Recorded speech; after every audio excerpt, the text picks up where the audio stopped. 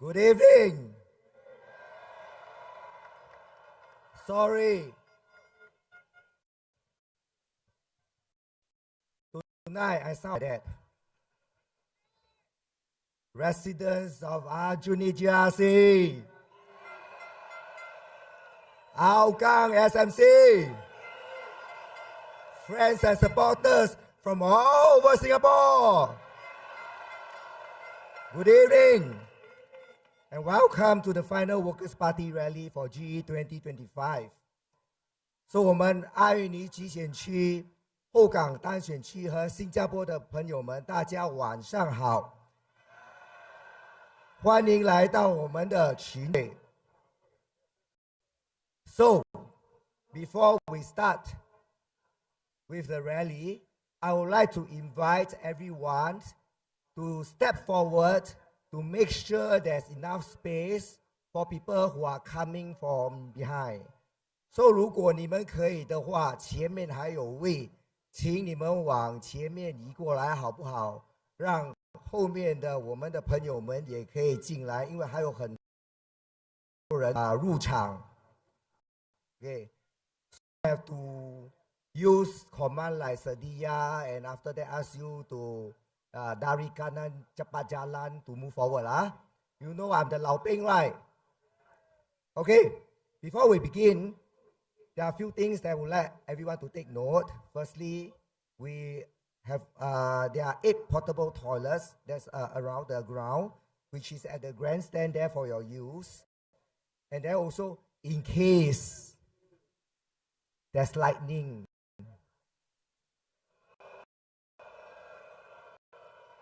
my script say the red bandit. Are you all afraid of the lightning? Okay, anyway, there's a small building by the side. If there's really lightning, okay, this is real lightning, not the other one. Take shelter so that later we can continue. Okay, so without further ado, I would like to invite the first speaker of the evening, the candidate for Aljunied GRC, Fadli Fauzi. 现在我们有请第一位演讲者，区的候选人 Fadli。Tuan-tuan dan puan-puan, saya di sini mahu ingatkan semua, undi anda adalah rahsia. Jangan takut bila berundi. Ramai orang bimbang tentang nombor siri pada kertas undi. Tapi saya berjanji pada anda, tiada siapa yang tahu bagaimana anda undi. Tujuan nombor siri memastikan orang tidak undi 2 kali. Jangan takut. Apabila anda menerima kertas undi anda, pegawai pilihan raya jil nama anda dan nombor siri. Jangan risau. Pegawai pilihan raya melakukan ini hanya supaya wakil dan semua parti yang bertanding boleh pastikan tiada berpengundian berkali-kali. Jangan takut. Dan ingat, apabila anda mengundi di bilik pengundian, hanya anda boleh melihat dan hanya anda tahu siapa yang anda undi. Bila waktu undi anda dikira, wakil kami akan ada di sana untuk pantau kirian. Kami akan pasti semuanya dilakukan dengan betul. Setelah undi anda dikira selesai, ada dalam peti undi yang ditempel tutup dan kunci dalam peti besar di Mahkamah Agung. Ia tidak boleh dibuka semula, melainkan ada perintah mahkamah. Dan ia tidak pernah berlaku dalam sejarah Singapura. Selepas undi akan dibakar di pusat pembakaran di Tuas. Wakil daripada semua parti yang bertanding akan menyaksikan proses tersebut. Kami akan berada di sana untuk memeriksa kotak itu dan mengesahkan ia tidak diusik. Jangan takut.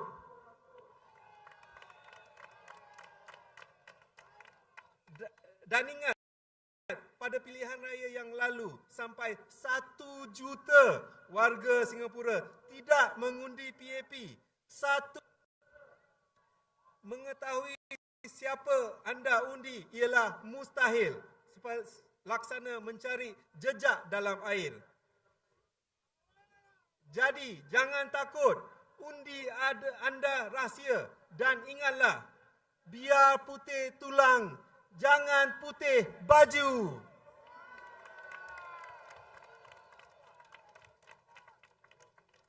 My fellow Singaporeans, good evening. My name is Fadli. Tonight, I want to talk to you about the choice you will make in 2 days. 2 days until you decide who will represent you in Parliament. 2 days until you make that choice to shape the future of Singapore. What kind of choice will you make? Let me be fair and tell you first what the PAP is selling. The PAP is trying to sell you fear. Fear that without them, Singapore stands no chance in a hostile world. Fear that if you elect us, your estate will become slums. Fear that if there are more alternative voices, the government cannot do its job. Even fear that you will be colliders. The PAP wants you to be afraid. Do you want to be afraid? But I see Singaporeans wanting something different. In their show of support to us, some loudly proclaimed, some quietly whispered. I see them yearning for a politics of courage and hope. And I have seen courage that or wealth or fame. My courage comes from the people behind me who have campaigned bravely. My friends who face difficult odds even before they begin, but they begin again anyway and see it through no matter what. And I am convinced that we as a country will need this kind of courage more than ever to face the future. The courage to keep fighting for Singapore, whatever troubles we face. The courage to have faith in ourselves and in our fellow citizens. The courage to face our fears which limit our potential. But courage is not something we can impart just by telling someone to be brave. Courage has to be shown. We have to all step up and lead by example. If the PAP stands for a politics of fear, the Workers' Party stands for a politics of hope. Not a blind hope, not a desperate hope, not a reckless hope. It is a careful hope born of experience, hard work, and resilience. It is the hope of building a nation where everyone can afford not just but to flourish. It is the hope that everyone belongs in this society, not just the wealthy. It is the hope for greater accountability and transparency in our government. The Workers' Party does not run on a politics of fear. But if there is any fear at all, then let it be that the fear that Singaporeans are being priced out of their own homeland. If there is fear, it is the fear that we are losing our way. Our leaders are too high in their ivory towers or too deep in their black and white bungalows. We're afraid of changing as the world changes around us. But the Workers' Party does not run on. You know that we have plans to improve our transport. We have the 2-car LRT cabins coming. The services will improve. We have a new bus interchange that's opening up at Punggol Coast MRT as part of the Punggol Digital District. That bus interchange will open in June. And it will have new bus services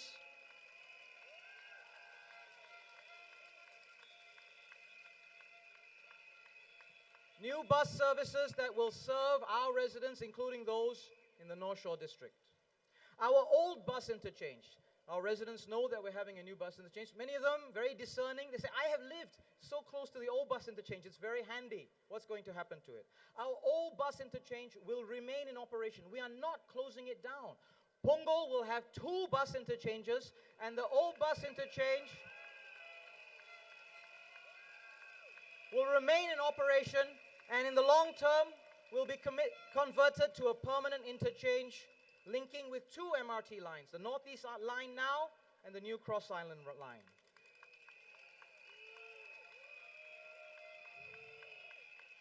Our roads are being dug up for these MRT lines. Residents ask, what's going to happen? The road swings north, the road swings south. Eventually, all the roads will go back to its natural and original plan. Nice, neat. But we will extend our road network across the water from Punggol Central, a westward extension, and the bridge connecting to Seletar Link later this year, and that will reduce traffic congestion. Real plans to make life better. The new sports stadium, I spoke about it in the last rally. You can see it's all coming up. It's a large and complicated building. It'll have 5,000-seater stadium, 5 swimming pools, 20 badminton courts, gyms, fitness studio, water sports center, many, many other things. The work is on track, and it will open in early 2026.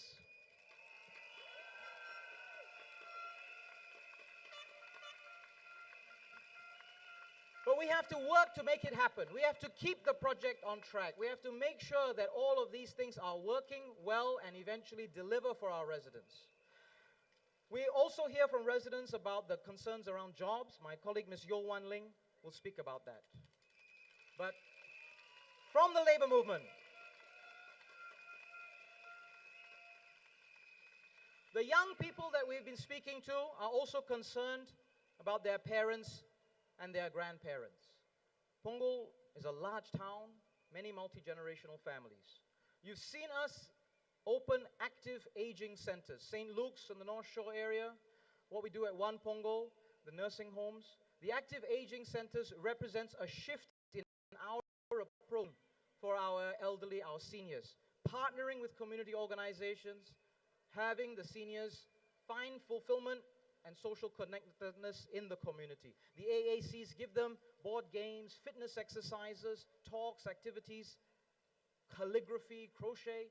But actually, the most important thing that they do, reduce social isolation, build friendships, and reduce loneliness. And I know that young people are concerned about this when they see what their parents are living through. And so, you know, we've already got several centers here in Punggol. Just this week, during the campaign, we launched another one at Punggol 21cc, a joint effort between Allkin and Sparkle Care PCF as an active aging center to care for our seniors. We'll have another AAC in Punggol, one of our HDB estates, by the end of the year.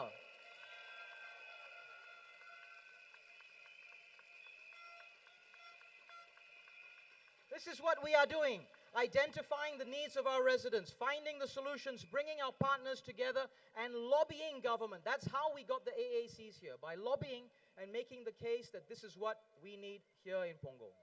And occasionally, we have to take action ourselves directly. Senior citizens' corners within the estates. These are opportunities for community leaders to then build programs, to reach out, reduce loneliness, engage with our seniors. We already have 9. We'll be building many more over the years to come. Needs of the residents, ideas about how to solve the problems, plans and implementations. This is what we do. We understand the needs by walking the ground, by meeting and listening to our residents, having a deep understanding of their concerns. Ideas are shared from the ground, but also from our government agency officers. But, when it comes to making plans, we must have a special responsibility for this, balancing all the needs, incorporating all the ideas, the competing ideas. This is a responsibility we can't ignore. We have to embrace making plans as part of our duty.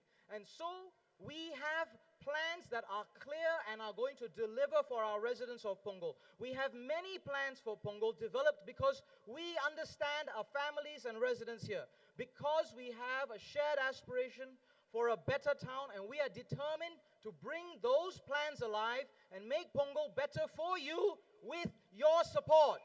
Vote PAP for Punggol! Thank you! Majulah PAP, Majulah Singapura! The journey for making a better home in Punggol for all of us. Next up, let me invite Miss Yang Wan Lei.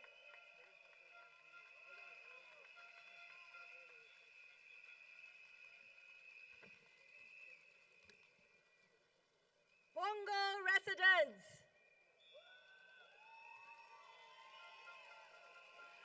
union sisters and brothers, friends and supporters of the PAP, good evening. Wan Shang Hao, Selamat Patang. Inia Malay, Vanakkam. Tai Ke Ho.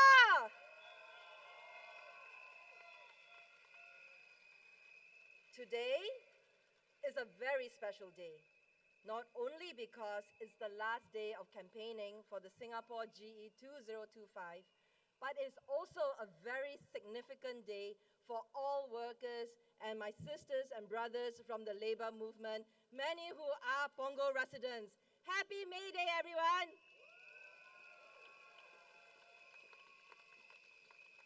We rallied together earlier this morning at our May Day rally and are now again rallying together here this evening at our PAP National Rally at Punggol GRC.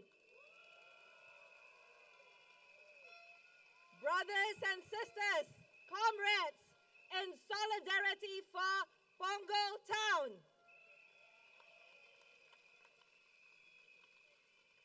As we count down to the final hours and minutes of a week and a half of heartfelt campaigning, I think back on the many moments which made my heart tender and my spirit sing.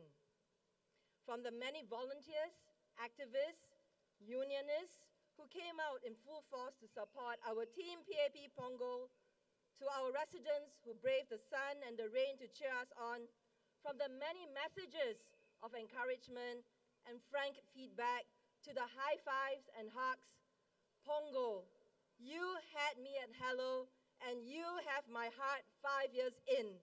P.S. I love you.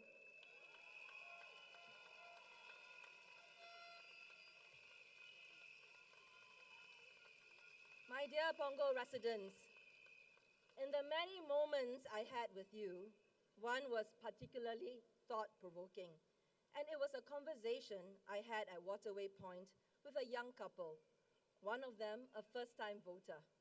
They asked me, with a steely gaze and a steady voice, why should we vote for the PAP? This is such a simple question, but it encapsulates, doesn't it, the reason why we are all here today. I thought about the aspirations and challenges our Punggol residents had trusted me with over the years, and the very reasons why I continue to fight for this seat to serve our Punggol residents.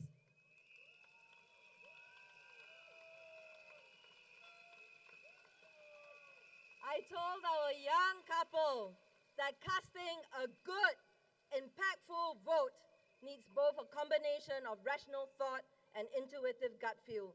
And for me, it is important to choose representatives who are kind, with their hearts in the right places, who are hardworking and on the ground, and who can rally partnerships and resources to resolve issues and bring happiness and progress to our community.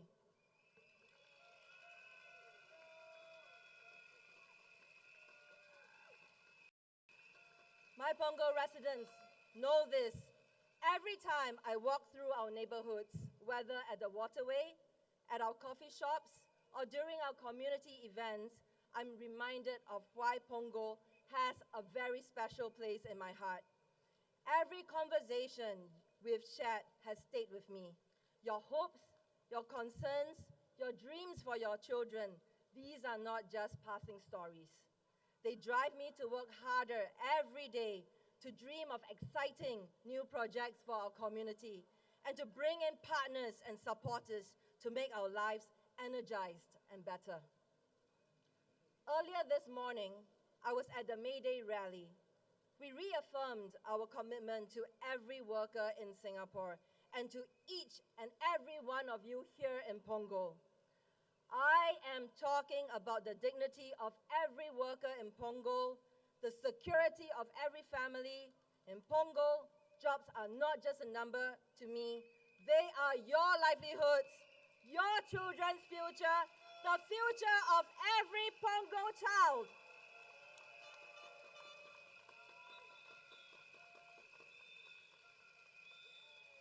In my walkabouts, I've met with many of our Punggol youths, and they are really awesome. Our youths have many aspirations in life and have plenty to look forward to. Cheryl is a youth leader who's just 20, but has been volunteering since she was 9 years old. Chloe and Chris have very big hearts, and both are gearing for a career in healthcare to look after our senior loved ones and children. Our Punggol youths have a bright future, and they are the young sprouts who will grow to be tall oak trees to shelter our community and nation in time to come. It is important that we continue to provide them with opportunities for growth, especially with their career options, even with the global looming uncertainties. In Punggol Town, we believe that career success isn't just about finding opportunities. It's about creating them together with our partners and other stakeholders. Since 2020, our Punggol team has brought in NTUC's E2I as a partner for employment and employability, and we are committed to ensuring every resident, regardless of age or background, has access to meaningful career support right where they live.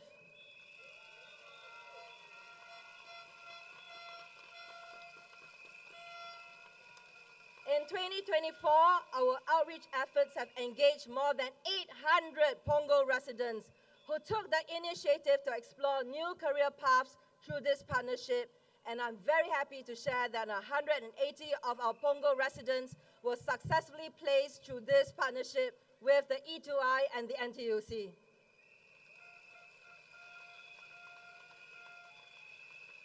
This momentum has led to the creation of our town's flagship career marketplace in March 2025, where over 1,000 jobs vacancy across various industries were open to our Punggol residents. And more importantly, 10% of these jobs were made specifically for fresh graduates. And this is a powerful signal that our employers are ready to invest in our young Punggol talent.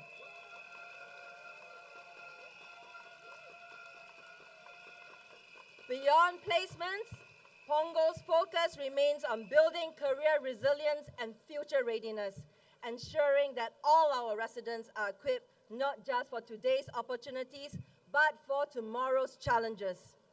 A key enabler of this effort has been the opening of our One Punggol Service SG Centre in 2024, and this strengthens our career support within our township. I am very pleased to share that going forward, we will partner with the E2I to launch a series of workshops based in Punggol, focused on in-demand skills and emerging career areas, including the AI and the digital economy. And this will help our residents gain confidence to navigate our industry shifts with clarity.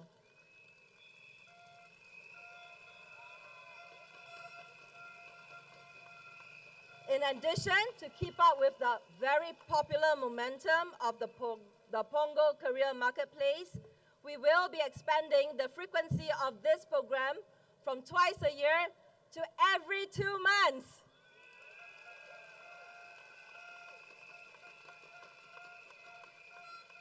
One of the key concerns raised by residents in Punggol is the need for meaningful opportunities for mid-career professionals who are looking for a change in careers. In response, our Punggol team has courted yet another partner to support our community, and that is the Singapore Institute of Technology on a first ever program in lifestyle entrepreneurship.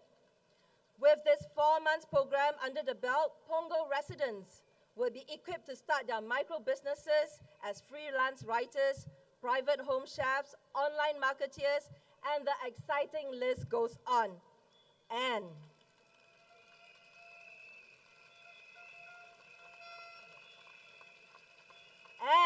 as an exciting and added Punggol surprise, this will also come with seed funding help from the Punggol Shores Merchants Association.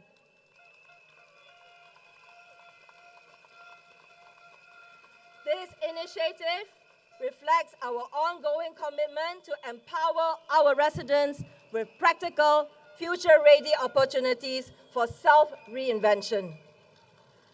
Punggol is also a town with young families, and our residents are faced with stresses from caring for their children, their senior loved ones, and the financial pressures while raising a family. The moms I speak with often tell me that they will love to return to work, but find it difficult given their need to wrap their work around their caregiving duties.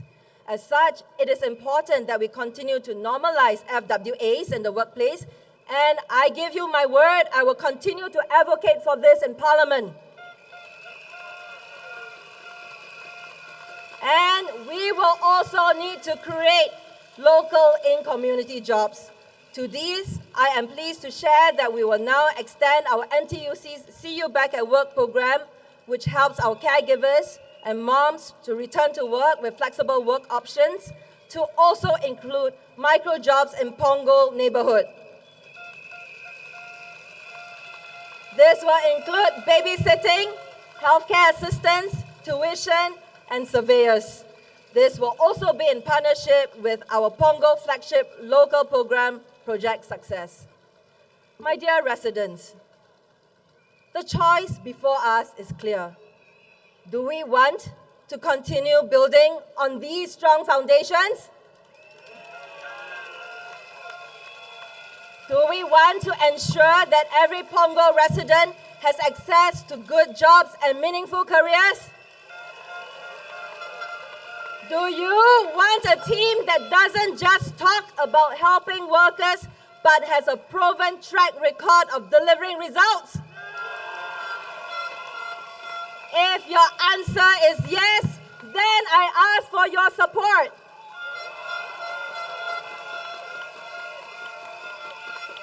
Vote for a team that understands that behind every job is a family, behind every paycheck is dignity, and behind every skills upgrade is a hope for a better tomorrow.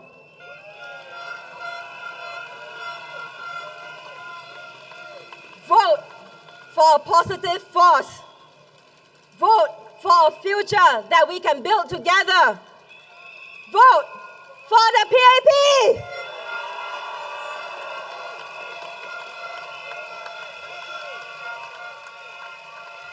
Thank you, Ms. Yeo Wan Ling. The choice is clear. Vote for PAP! Next up, may I invite Mr. Zaki Mohamad to take the stage.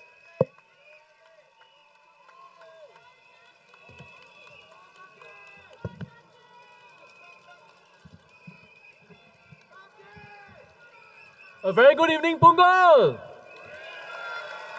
Matia Vanakam, Tacha Wansahau. Selamat malam kepada semua. Please allow me to begin my speech in Malay, our national language. Salam sejahtera saudara-saudari sekalian. Sepanjang kempen pilihan raya ini, pelbagai isu telah dibangkitkan, termasuk isu-isu yang sangat sensitif dan membangkitkan perasaan dalam masyarakat Melayu Islam Singapura. Dalam 9 hari ini, saya telah bertemu ramai rakyat Melayu Islam, dari pekerja kepada usahawan, dari ibu bapa, kepada warga emas. Ramai yang telah berkongsi kebimbangan mereka, tetapi mereka juga telah mengongsi harapan mereka. Mereka berkata, kita harus kembali kepada apa yang paling penting, kehidupan seharian rakyat. Mereka mengiktiraf bahawa isu-isu seperti Palestin dan Tudung adalah penting dan menyentuh hati. Saya setuju. Tetapi mereka juga memperingatkan, jangan kita lupakan keperluan asas mereka. Soal bread and butter seperti peluang kerja yang baik, pendapatan yang stabil dan juga pendidikan untuk anak-anak mereka. Ini yang benar-benar penting bagi kebanyakan keluarga kita hari ini dan juga keluarga di Punggol. Sebagai pemerintah, tanggungjawab kita bukan sekadar mendengar atau memahami, tetapi untuk bertindak dan menghasilkan kemajuan yang nyata. Sebab itu kita tumpukan usaha secara konsisten dalam pendidikan, pembangunan kerjaya, memperkukuh institusi agama dan juga bagaimana kita memperluaskan jaringan sokongan sosial supaya masyarakat Melayu Islam kita akan terus mara ke hadapan tanpa ada yang tercicir.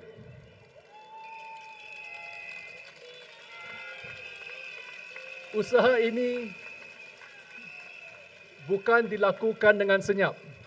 Kita sebagai anggota Parlimen Melayu PAP tidak pernah berdiam diri.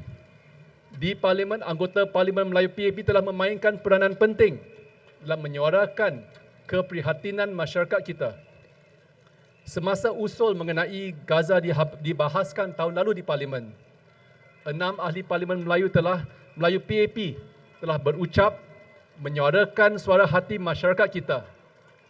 Selain daripada itu, 15 soalan parlimen ataupun parliamentary questions telah diajukan oleh ahli Parlimen PAP mengenai isu Palestin di Parlimen. Bagi kami, keprihatinan itu juga diterjemah dalam tindakan. We stand for action.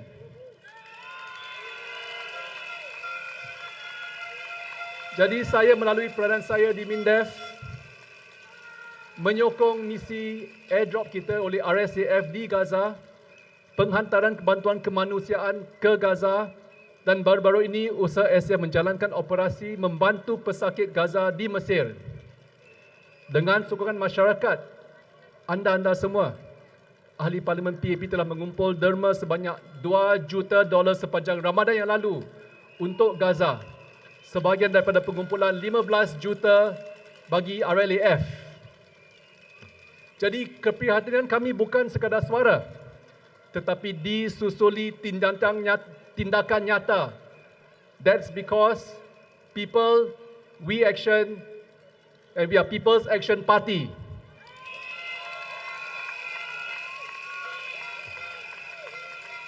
Namun kita juga perlu lihat usaha jangka panjang yang dibawa oleh ahli Parlimen Melayu PAP dalam memacu dasar-dasar yang membina masa hadapan. It's not just the sensitive issues, but also the issues that matter at heart. Jadi kita akan terus memperjuangkan dasar untuk memperkukuh pendidikan anak-anak kita, untuk kita memajukan pekerja Melayu, untuk kita menyokong asatiza dalam era moden, untuk membantu keluarga rentan, untuk mengurangkan pengulangan kesalahan dadah, untuk memperkemaskan pengagihan zakat dan untuk memperkukuh pentadbiran amla. Ini semua penting bagi masyarakat Melayu juga. Inilah perjuangan yang menyentuh kehidupan harian masyarakat kita.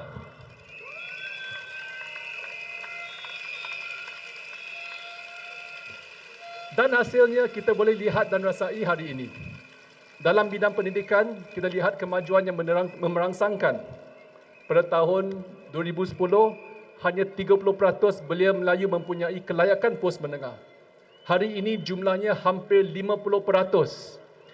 Jumlah graduan Melayu daripada universiti telah meningkat 5 kali ganda, 5 times the graduates today compared to a decade ago, dalam 2 decade ago. Dalam bidang kerjaya, 40% pekerja Melayu kini dalam sektor PMET, naik daripada 23% 20 tahun lalu. Bagi kami, ini bukan sahaja statistik. This is not just about statistics. Ini mencerminkan peningkatan taraf hidup dan mobiliti sosial masyarakat kita. Apa yang ketara adalah ini. Ahli-ahli Parlimen PAP serta institusi dan organisasi Melayu atau MMOs telah berganting bahu dengan pemerintah untuk menjalankan program yang menyokong kemajuan masyarakat kita.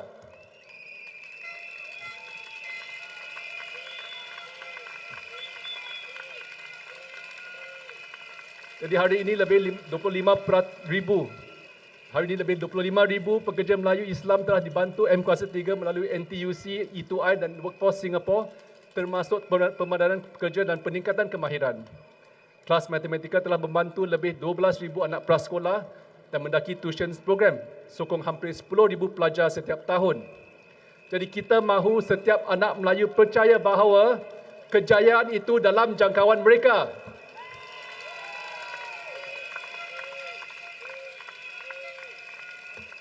Dalam bidang agama dan warisan, banyak juga kita telah capai dan kita akan terus berusaha untuk membawa umat Islam ke hadapan. Pentadbiran amla kini lebih mantap. Kita telah melancarkan wakaf masyarakat Singapura untuk menjamin kelestarian madrasah dan masjid kita, dan yang paling membanggakan, Sekolah Pengajian Islam Singapura SCIS akan dibuka menjelang 2028. SCIS bukan hanya sekadar sekolah. Ia bakal melahirkan asatiza dan pemimpin sosial yang progresif yang bersedia membimbing umat Islam Singapura dalam dunia moden yang kompleks.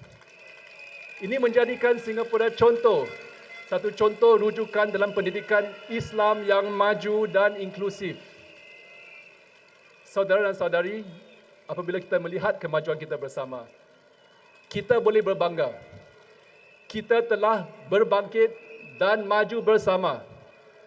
Tetapi perjalanan ini belum selesai.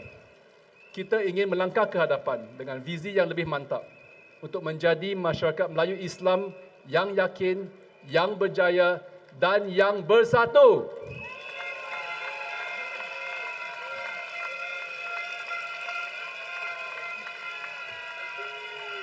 Dan dengan sokongan anda, pemerintah PAP akan terus komited untuk memperjuangkan masa depan anda. Kita akan terus maju. Jadi undilah pasukan PAP Punggol. Undilah demi masa depan masyarakat dan masa depan anak-anak kita.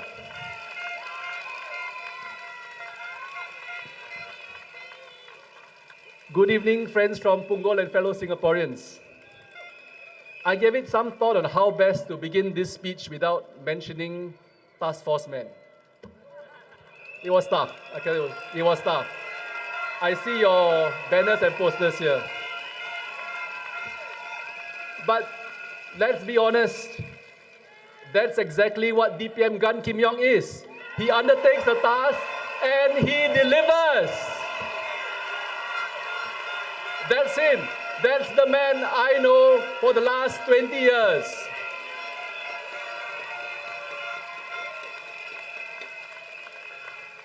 That's how dependable he was. You don't need to chase him. You didn't need to remind him. You just needed to tell him once.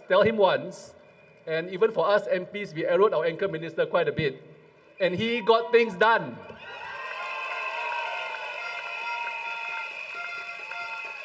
He makes the effort to go the extra mile. He looks for solutions. And even when there are policy constraints, he'd find a way. But more than that, he cared. Not in the showy headline-grabbing way, but in the quiet, steady way that really matters.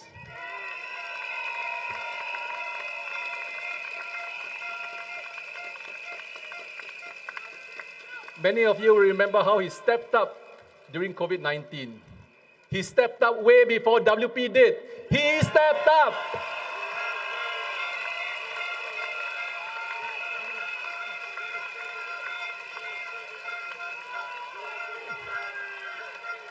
But the difference is that he is calm, he is steady, he is kind, he is reassuring.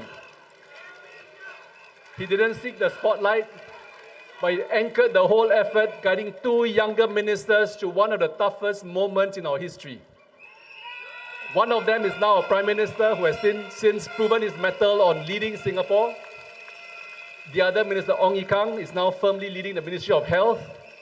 And that's leadership, not just about managing crisis, but he also brings out the best in others. That is leadership, my friends. DPM Gan also brings something we talk about a lot, diversity in government leadership. He came from the private sector, a former CEO at Net Steel. Now, this diverse experience matters. I've seen him in cabinet, the clarity in which he understands business, the economy, and investors' concerns. He's played a key role in key projects like the Singapore-Johor SEZ, making sure that they are not just big announcements, but that they deliver real benefits, business opportunities, and progress for Singapore.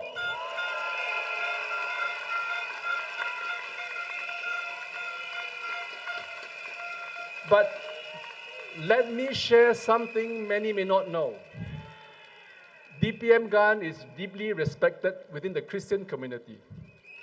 Yet, in all the years I've worked with him, he's never worn his faith on his sleeve in politics. That's the difference. He never imposed his belief on others. Instead, he's shown a deep commitment to all communities. He's quietly raised funds for causes in the Malay and Indian communities. He supported minority initiatives, never for credit, always out of belief in uniting people, in cohesion, and in what it means to be one people.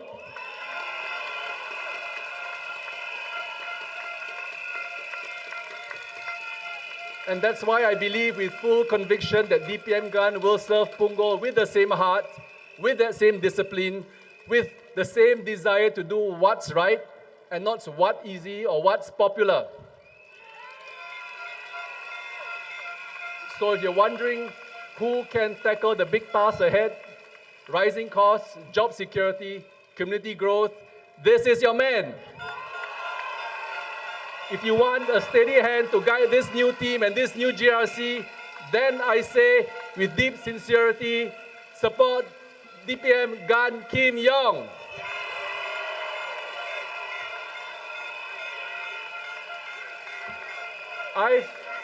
I've called him Chief as a nickname for 20 years. If I had to go into any battle in stormy weather or clear skies, I'd follow the Chief without hesitation, because I know DPM Gan will always put Singapore and Singaporeans first.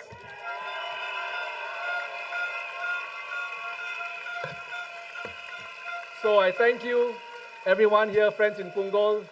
Majulah PAP, majulah Singapura! Terima kasih, Encik Zaki Muhammad. Undilah PAP, because we stand for action. Next, allow me to invite our old friend of Singapore, old friend of PAP, Mr. Lim Swee Say.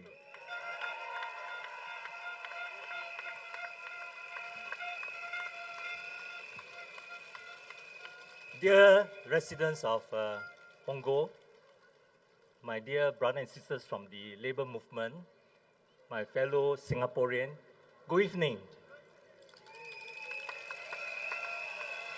亲爱榜额的居民们、同胞们，大家晚上好。我小孩子的时候，不时会坐一辆红色的巴士到Punggol过来，在海边玩水、吃午餐。那是很多年前的事情了。你也是很好呀。看到今天的榜额，很让我感到很惊叹。榜额改变了，而且不只是改变，是翻天覆地的大改变。所以我很为你们高兴，也很为你们骄傲。其实，除了榜额之外，全新加坡多年来也是有大改变、大进步。我年轻的时候到英国念书，一到了英国学校里，英国人就问我 ，Lim， 当然是用英语啦，不是华语啦哦 ，Lim， 你从哪里来？啊 ，Lim， 乐罗底国来，乐是底国来。我说新加坡，他们的回复是新加坡在哪里？没有听过。啊，新加坡落地个，不听过。我听了很失望。有一天，有一个英国的学生叫 John， 我还记他名字，问我一样的问题，我给他一样的答案。他听到我说我是新加坡来的，他说：“哦，新加坡。”我想好写了。最终碰到一个英国人，知道新加坡在哪里，我很高兴。9个月后，夏天到了，学校要放长假，学生们准备回家度假。John 看到我，他说 ：“Lim， 你什么时候要去日本？”我说：“我为什么要去日本？”他说：“日本不是你的家吗？新加坡不是在日本吗？”对啊。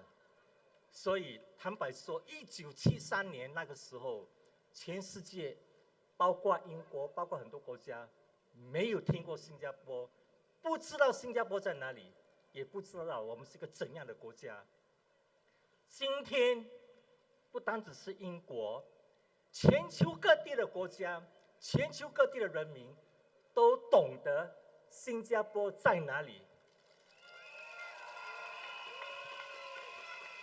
更重要的是，全世界的国家，今天你拿新加坡的护照，我们是都会受到欢迎的，因为新加坡的护照现在是世界全球的护照排名第1名。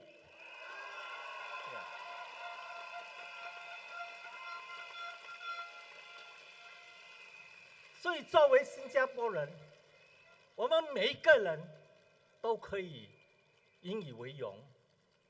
我们今天的成就，不是老天送给我们的，而是我们多年来刻苦耐劳，现在可以说是苦尽甘来。我问你，新加坡人行不行？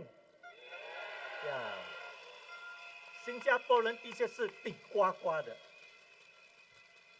不过话要说回来，我们过去走了很多路，很多难走的路，放眼将来，还有很多更长、更难的路要走的。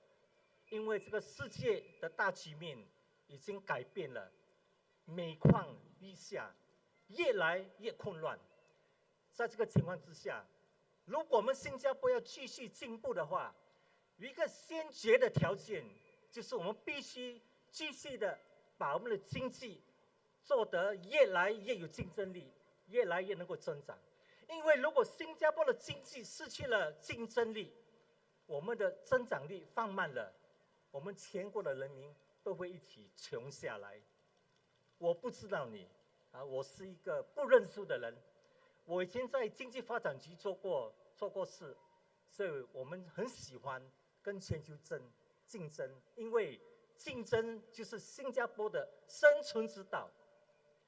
多年来，我们是抓紧要如何在全球各地找那些条件最好的企业、顶尖的企业，把他们吸引到新加坡来投资。我们要的不是他们的钱，因为有些投资家把钱带来新加坡，钱生钱，这个我们不是太有兴趣。我们兴趣的是那些愿意把他们的最好的科技带到新加坡来，把他们全球的市场带到新加坡来，把他们的操作的能力带到新加坡来，这样新加坡就有这个能力，有这个先进的制造业，有这个先进的服务业，我们就能够从新加坡提高我们国人的技能水平，提高我们的经济，提高我们的国际性，从新加坡出口到外国去，这样新加坡的经济就会越来越好。多年来我们做到了，其实严金勇部长今天呢、过去几年呢、这个重大的项目就是由他负责的，你知道吗？你知道吗？在2013年，不是2023年，2年前，在严金勇的领导之下，我们吸引了超过120亿元的投资。去年，我们吸引了135亿的投资。如果你不知道135亿有多大，我可以跟你算，它相等于每天呐，严金勇和他的部下每天为新加坡吸引3700万的投资，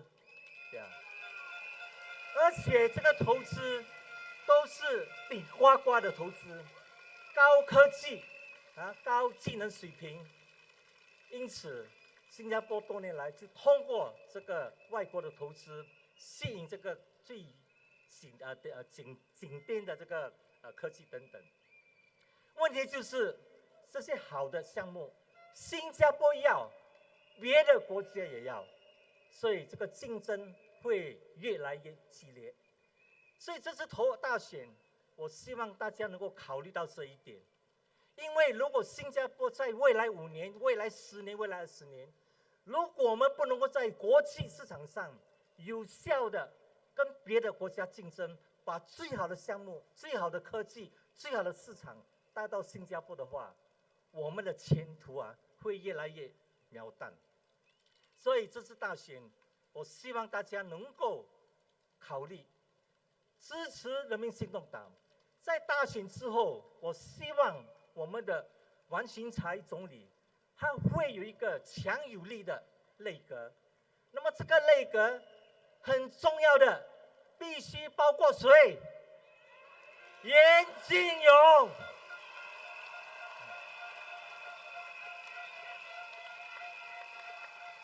所以后天大选那天，我希望大家能够好好的用你手中神圣的一票，支持人民行动党，让我们的王群才总理有这个大力的人民的支持，大力的人民的委托，让他和他的内阁能够大力的照顾我们新加坡人，大力的把新加坡创向新的高峰。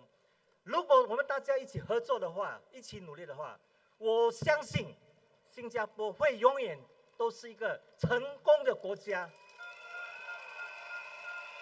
新加坡人永远是一个会被全球看得起的人民。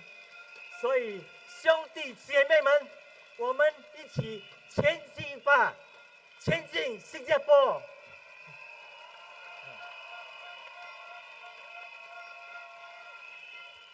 My dear residents,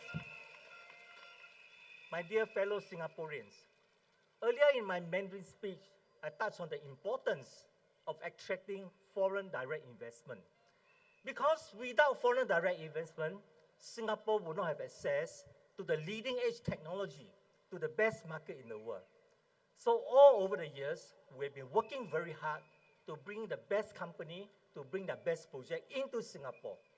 So far, we've succeeded. But we must understand, why did we succeed? After all, good projects, not just Singapore, all over the world, every country wants the same thing. So when I was at EDB, we talked a lot to our investor. We asked them, now, what are you looking for? And when they come to Singapore, we ask them, why did you decide on Singapore? Because we think it's important to understand this so that we can keep repeating our success. So once, a company wanted to put a very big investment, about $500 million somewhere in the world. Finally, they decided on Singapore. So our political leader asked the chairman of this company, can you please tell me, how did you come to decide on Singapore?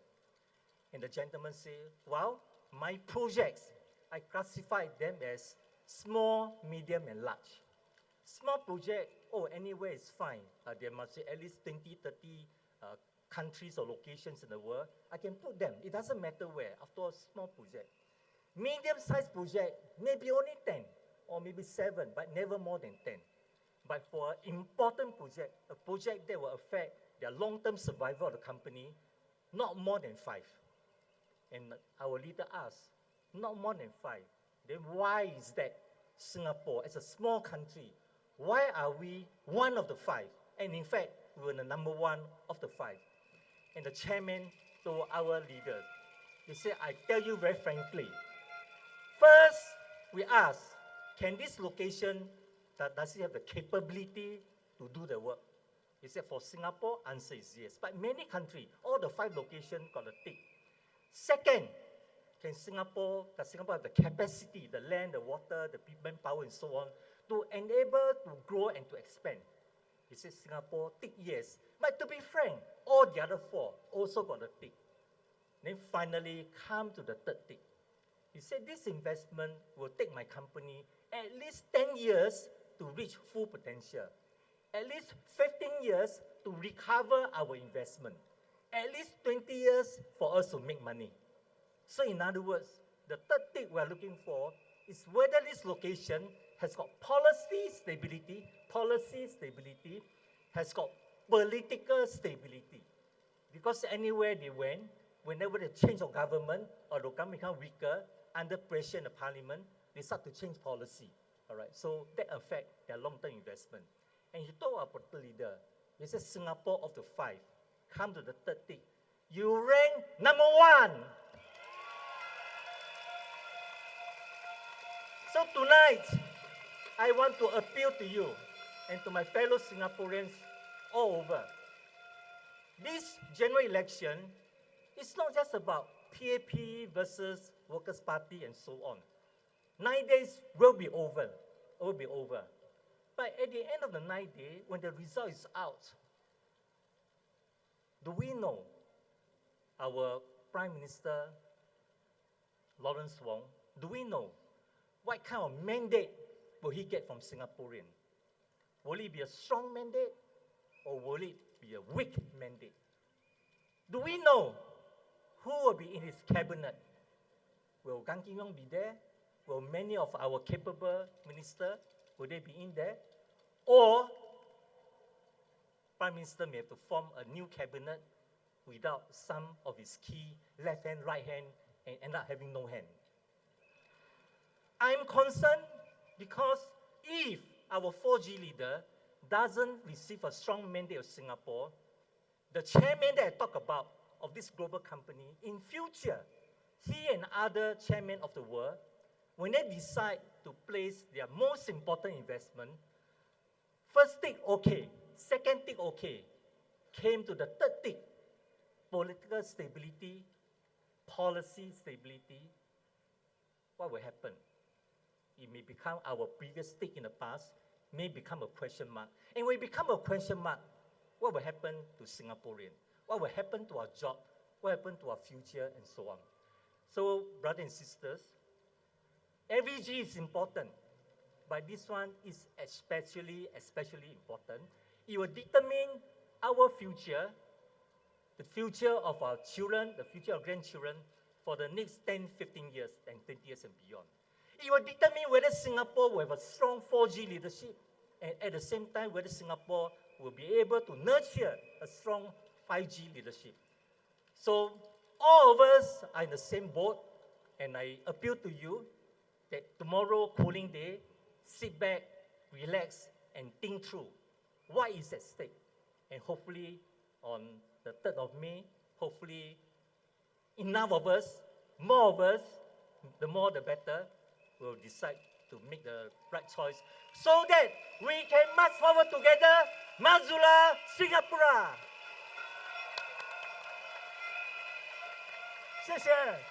谢谢我们的老朋友林瑞生先生，林瑞生前部长。Next up, please join me to give the warmest welcome to Minister Indranee Rajah.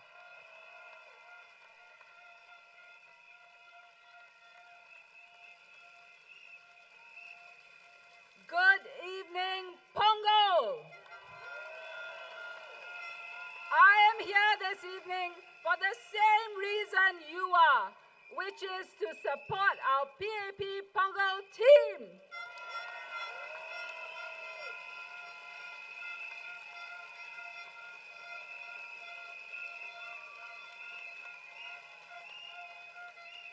Now, previously at the Fullerton rally, I had said that opposition rallies generate more heat than light.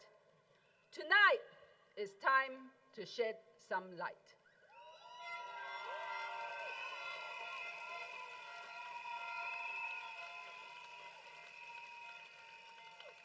Recently, WP, the Workers' Party, has been making a big hoo-ha about how, in Parliament, once they voted in favor of a constitutional amendment to make up the numbers.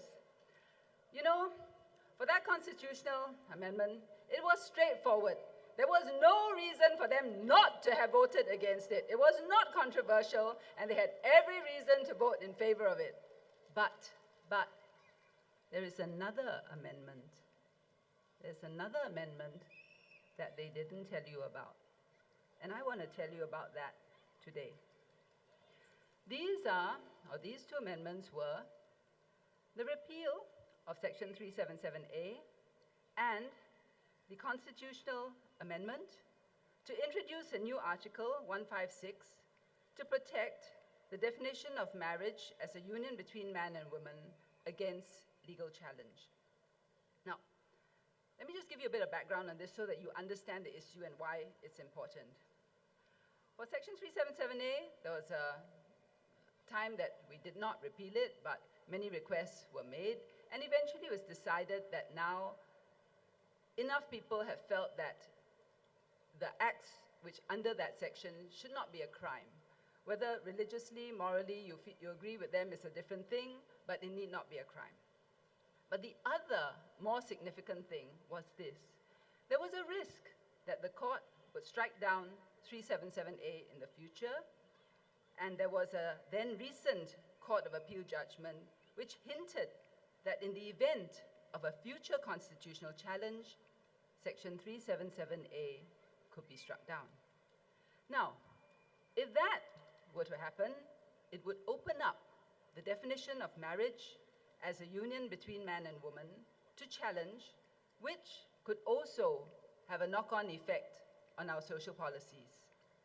So, the government moved to do two things.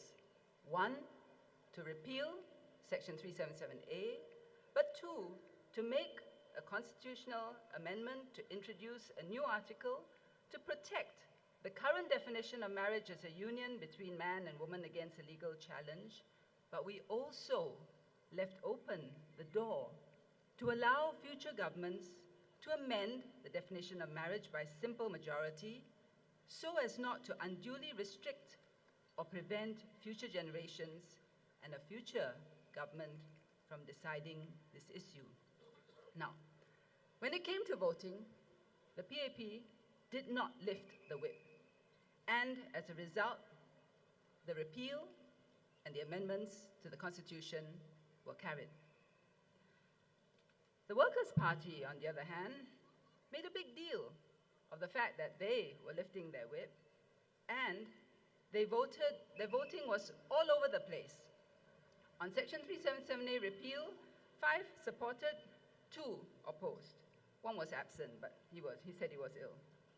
Then on the constitutional amendment, 6 supported, 2 abstained, and they had 1 that was absent. Now, you need to understand the impact of this if the PAP had taken the same approach. Because under the WP approach, it was anybody can vote as they like. There was no leadership. There was no party position. It was a political calculation to be all things to all people. They certainly had many alternative voices, but no party position. And they had the luxury of voting this way only because the PAP had not lifted the whip and we carried the motions. Now, if the PAP had taken a similar approach and we had lifted the whip, and if the repeal and/or the amendments were not carried, this is what would have happened or could have happened. Section 377A could have been struck down, and the current definition of marriage as a union between a man and a woman would have been at risk, open to legal challenge, with the possibility that it could be struck down.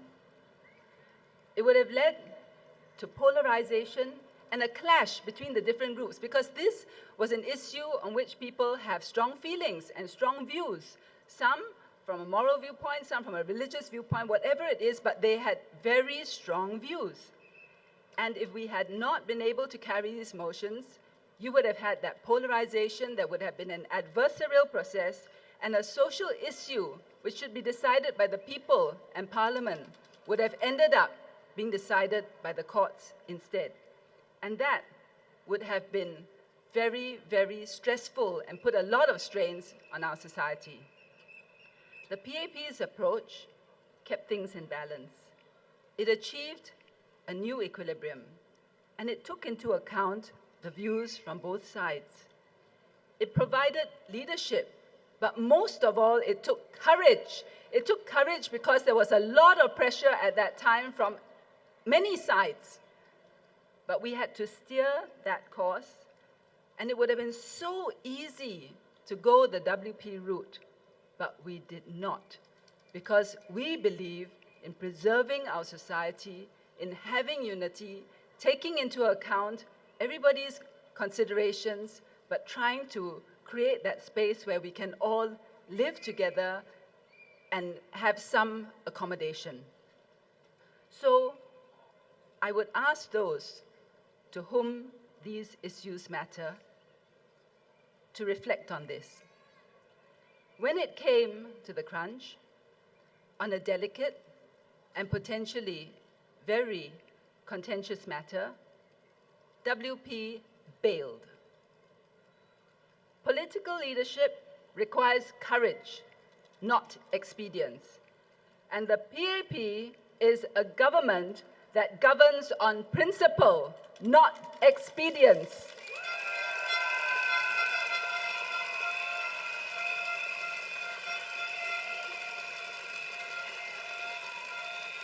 Now, my second point.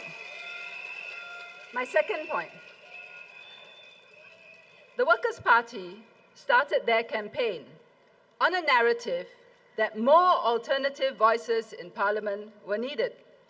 It was presented as WP is needed as it's an either-or situation. In other words, if you vote opposition, you can have alternative voices. If you don't vote opposition, there will be no alternative voices. So, during the Fullerton rally, I pointed out that if it was a matter of having opposition alternative voices, that is already guaranteed under the Constitution, under the NMCP, the NCMP scheme, the non-constituency MP scheme. When asked by the media about this, Mr. Pritam Singh said, and I quote, "Only elected opposition MPs can pressure and push the government." Let's be very clear. The NCMPs have no voters, have no residents that they can solicit feedback from. They don't have an office under a block in the constituency where they have worked. Well, first thing, you notice how the argument shifted? At first it was, you need them because you need an alternative voice. When it was pointed out that the alternative voice is guaranteed, they then moved the argument to only elected MPs can pressure and push the government. But wow, if that is the case, then I wonder what NCMPs Mr. Leong Man Wai and Ms. Hazel Phua have been doing in Parliament these 5 years.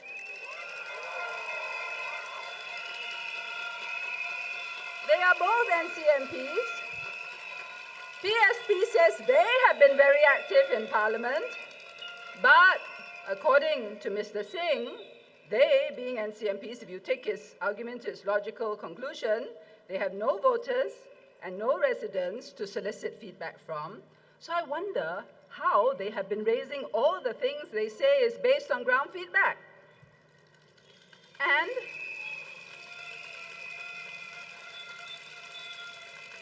And they don't have an office under a block in the constituency where they're active.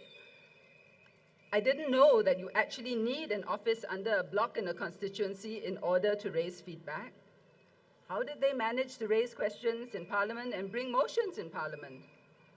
I'm sure it must be disheartening for PSP to learn that all their efforts over these past 5 years do not qualify as pressuring and pushing the government.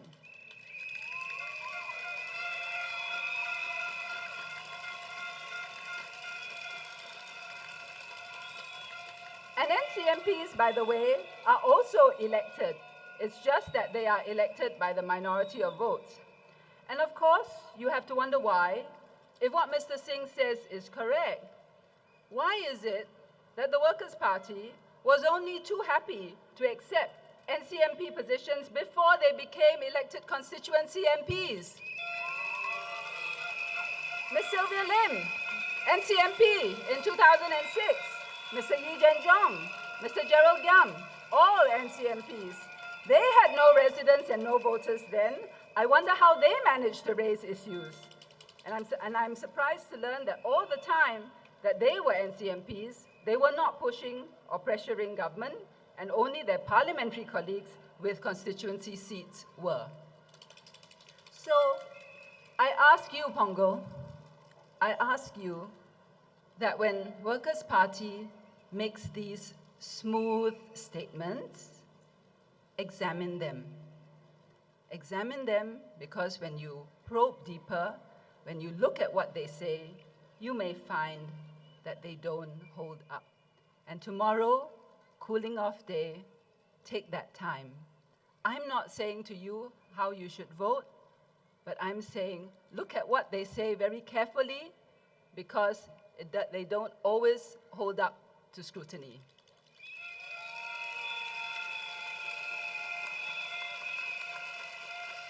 Now the last point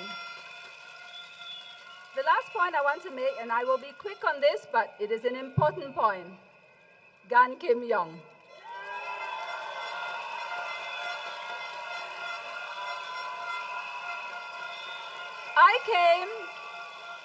I became MP the same year as Gan Kim Yong in 2001, so he's my batchmate, and I know him well. I have been very dismayed by the personal attacks made on him by another party. And I just want to say this. Mr. Gan Kim Yong was the health minister at the height of COVID. At that time, in our darkest hour of the pandemic, he was the one who was there with a steady hand, steering MOH and steering the country through all the medical aspects of it. And please don't get me wrong, because I know that there were many other people involved in helping to battle the pandemic. But unlike some others, Mr. Gan Kim Yong doesn't claim credit for everything.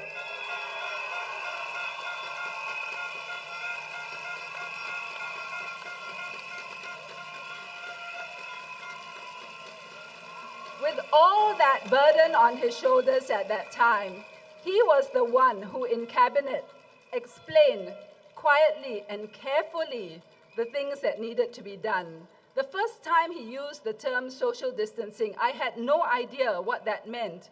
And he explained it, the consequences of it, what we would have to do. Under him, our Ministry of Health was able to secure vaccines early, before many other countries were able to.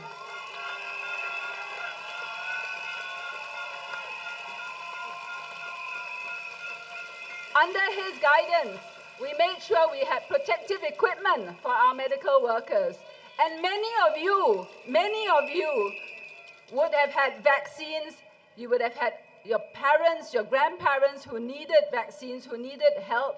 And many of you had appeals which you sent to your MPs. And the difficult appeals we sent to him and he helped.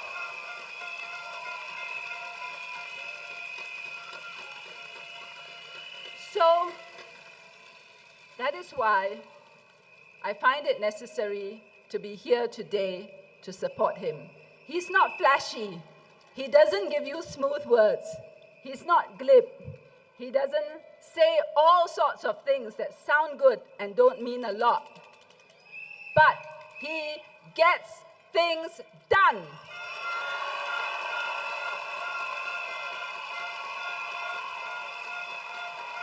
So, Punggol,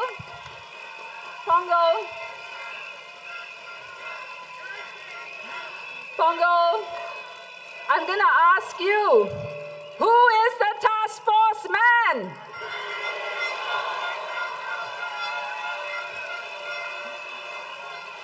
Who is the man who should be leading PAP Punggol GRC? Who should be the team that is for the Punggol GRC? It is our team, PAP.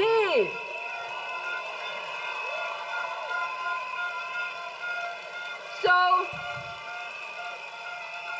when Saturday comes, you know who to vote for. Modular PAP, Modular Singapura.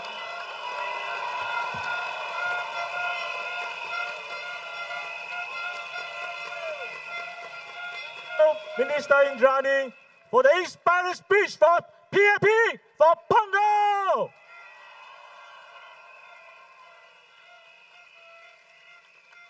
Next up, I need your full attention. I need your full attention because our special guest of honor, Prime Minister Lawrence Wong.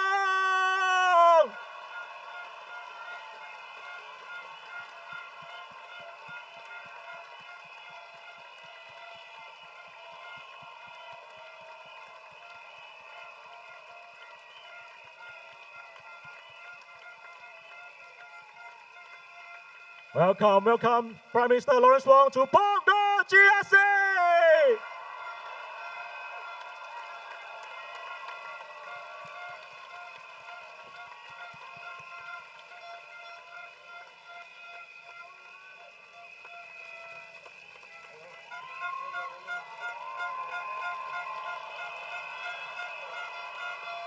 Thank you, Prime Minister.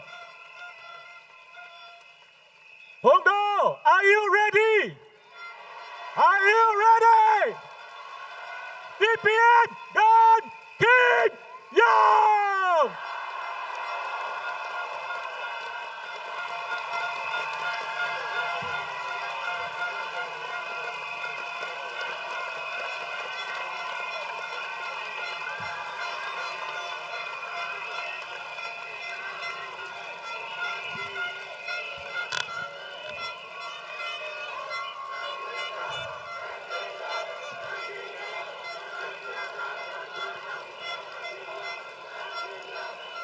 Residents and friends of Punggol,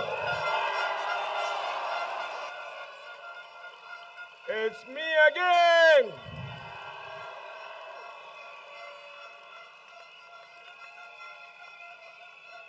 Nine days ago, my coming to Punggol took many by surprise.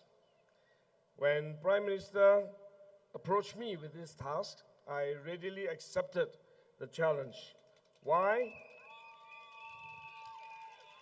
Why? Because I fully supported his intentions to have someone senior to take Senior Minister Teo's place when he retires, so that we can continue to take into account the voices of the people of Punggol.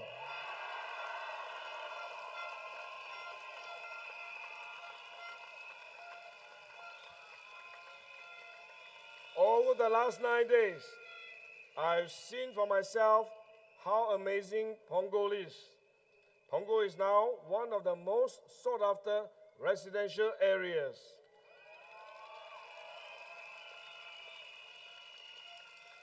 You have one of the most enviable networks of green spaces and parks where families can gather and play. Coney Island, just a stone throw away.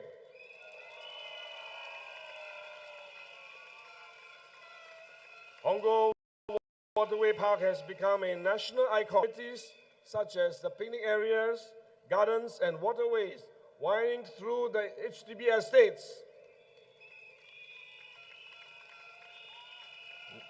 Nowhere else in Singapore can proud homeowners enjoy this kind of waterfront living.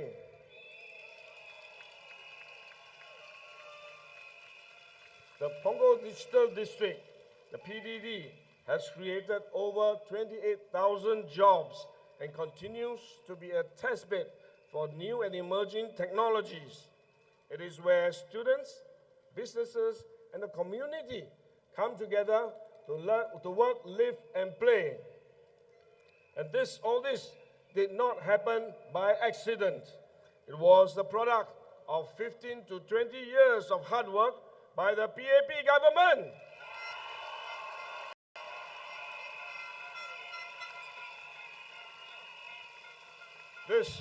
This was the vision of 2 prime ministers and many ministers of national development that worked together to create this vision for Punggol.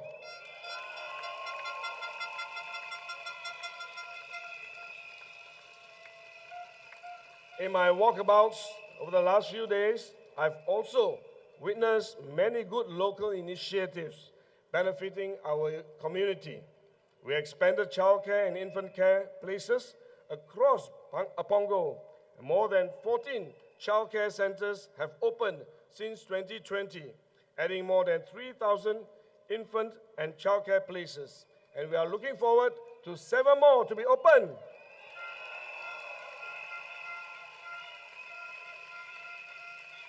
Youth and seniors have also benefited from many initiatives started by Wan Ling, like the Positivity Pizza movement and the free health talks at our coffee shops. Residents told me they love the amenities at One Punggol, which Janil oversees. You also enjoy the many recreational spaces like the linear parks and rooftop gardens, with more to come. And you have the biggest public library in the whole of Singapore.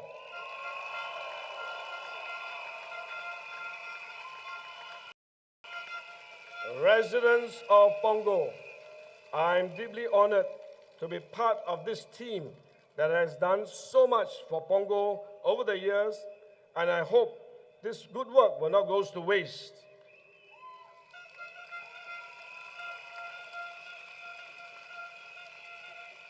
But there is certain more that we can do together to make Punggol an even better place to work, live, and play. And I have some ideas where we can start. I spoke about some areas that we will continue to improve during my earlier rally speech. And over the past week, I've met many more of you to hear your feedback. First, on North Shore. This is the newest estate in the Punggol town. Residents raised concerns about estate management and cleanliness, and bus connectivity, as well as BTO-related issues. We take estate management very seriously, and if elected, we will work hard to resolve these issues. That is our promise.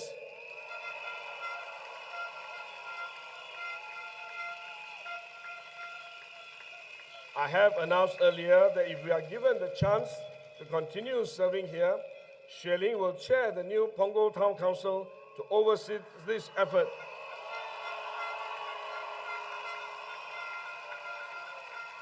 And you can look at Xue Ling's record in managing Punggol West.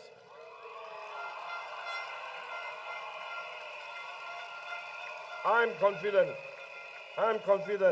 that she will be an effective and excellent chairman for the town council. As a start, Xue Ling told me that he has already followed up with the Pasir Ris Town Council Chairman to set up a committee for the handover from the Pasir Ris Punggol Town Council. This is necessary. This is necessary because Punggol and Pasir Ris are now two different GRCs. This will allow us to hit the ground running after the election.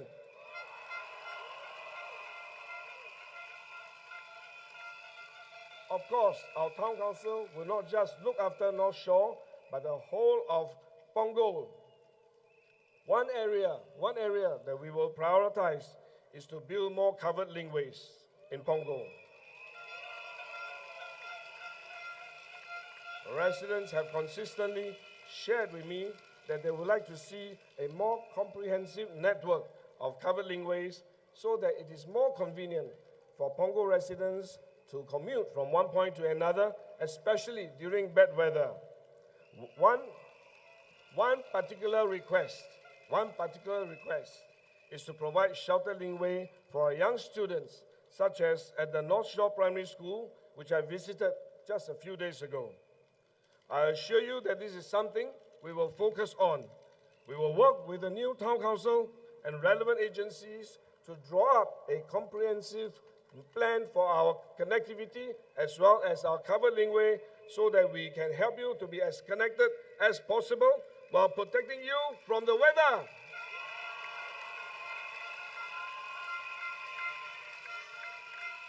We will also ramp up our public transport. We are making good progress with the new Punggol Coast MRT station and 6 bus routes which we recently introduced and enhanced. In the next few months, we will open the new Punggol Coast bus interchange and launch 2-car LRTs to reduce congestion. We are developing the Cross Island Line to better connect residents to hubs like Jurong and Changi.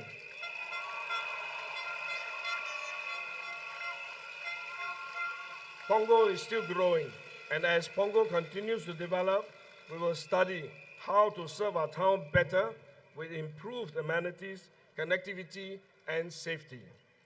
Some of you also worry about the frequent turnover of food stalls, especially in the North Shore Plaza, and share that you would like to see more retail and F&B outlets and options in your neighborhood. The upcoming Punggol Coast Hawker Center opening in July will provide more options for you.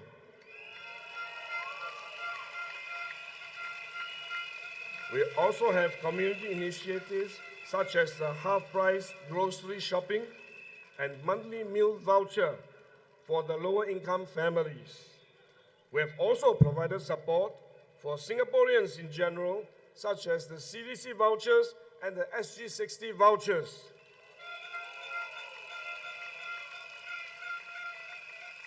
Singaporeans can receive $800 in CDC vouchers for FY 2025 and either $600 or $800 in SG60 vouchers. A family of 4 with 2 elderly aged above 60 and 2 younger adult children will receive 3,600 of CDC and SG60 vouchers in total.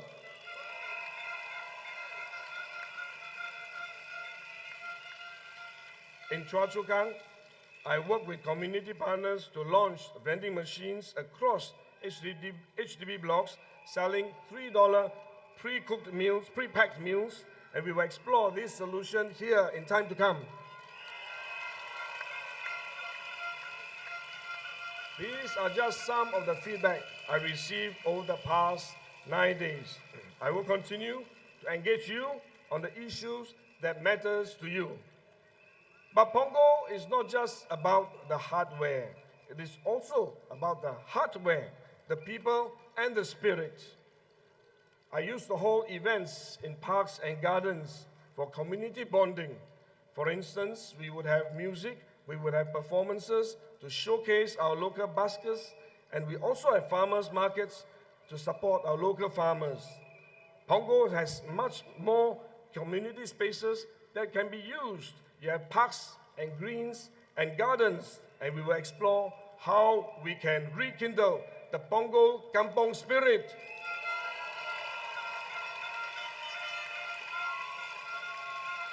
As part of our Kampong spirit, we must also remember those around us who are more needy and needs more help. A few days ago, I visited the Lighthouse. This is a space dedicated to supporting the personal growth and mental well-being of our youths and young adults. Shailing and her community leaders have built this up from scratch.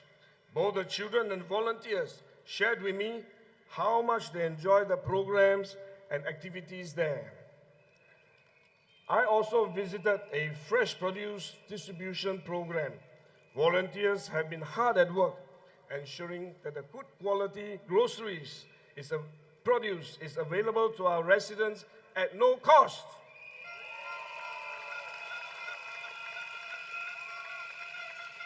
About 400 families benefited from this initiative every month. At the end of the day, I believe the best way to help those in need is to secure for them good jobs.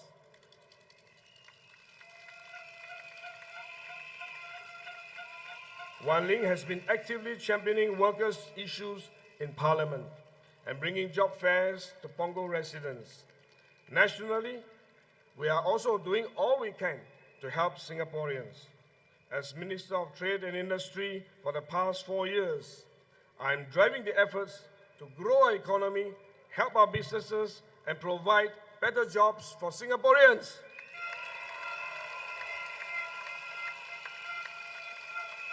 It has not been easy surviving the COVID-19 pandemic, weathering a period of high inflation and global supply chain disruptions, and now the most recent US tariffs. We have set up the Singapore Economic Resilience Task Force to help our businesses adjust and adapt quickly and prepare our workers for jobs of the future. We will double down on reskilling and upskilling initiatives and give the vulnerable more support to bounce back quickly.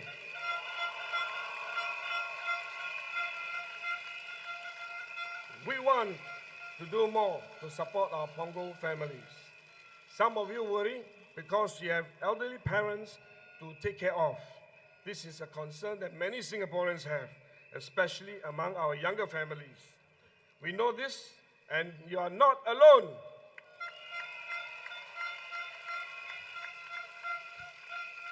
We will work with you, and we want to strengthen more support for our caregivers. These may take some time to implement, but if elected, I promise to further explore how we can give our seniors and caregivers greater support and greater peace of mind.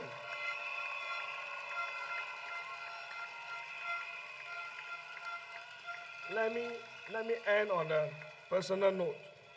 I know some have been whispering on the ground, Gan Kim Yong already 66. And he's DPM and task force man. He has to look after our economy and trade. So where got time for Punggol residents? Let me say this. I've been in politics for almost 25 years now.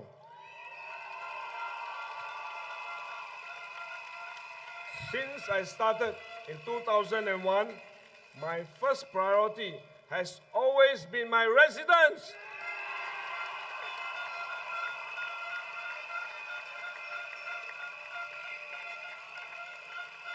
I can only be a minister if I am an MP.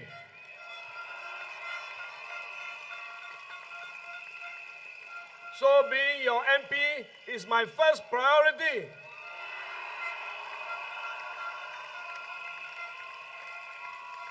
Yes, I'm task force man. I have many tasks, but none more important than the task of looking after you.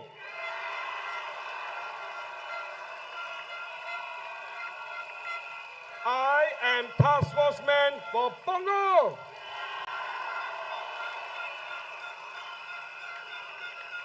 I hope you will give me and my team an opportunity to serve you for another 5 years.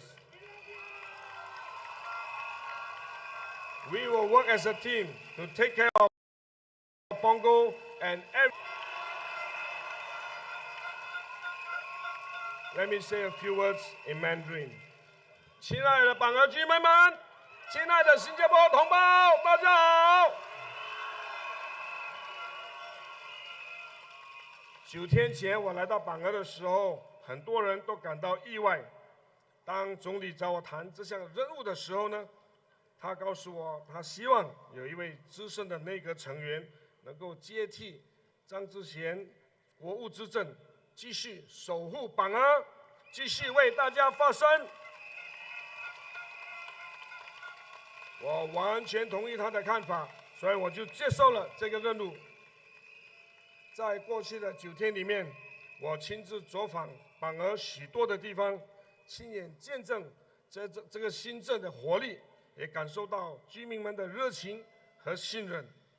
今年的板儿已经是全新加坡最受欢迎的住宅区之一。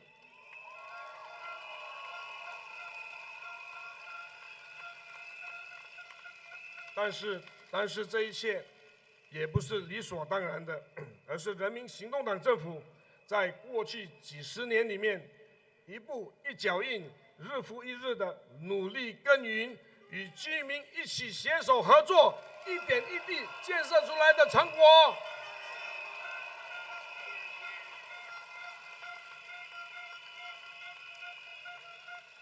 我希望我们大家能够坚守我们努力得来的这一切的成果。或许有人会问，严金勇，你已经66岁了，又是副总理，还要管理经济和国际的事务，哪里还有时间来照顾我们的板儿居民呢？我的回答很简单，从2001年踏入政坛以来，已经快25年了。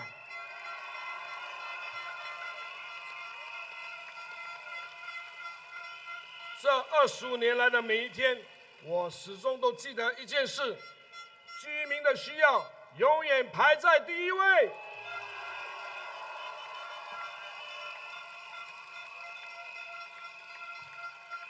当好一名议员是我最初的承诺，也是我始终不变的初衷。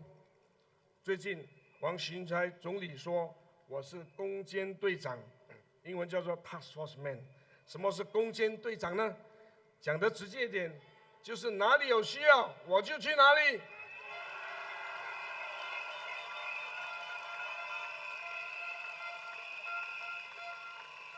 过去的25年，无论是全球金融危机、新冠疫情，有需要的时候我就去那里。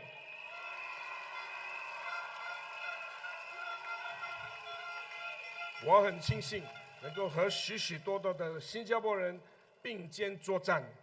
今天，总理觉得板儿有需要，我就去板儿。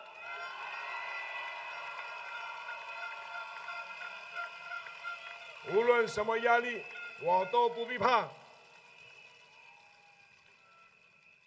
年轻的板儿居民，这是一个追梦的时代。我也曾经年轻过，和你们一样有梦想、有热血、有不甘平凡的心。我也知道年轻的家庭面对上有老、下有小的压力，要工作、要照顾家庭，真的是不容易。但你们不是孤单的。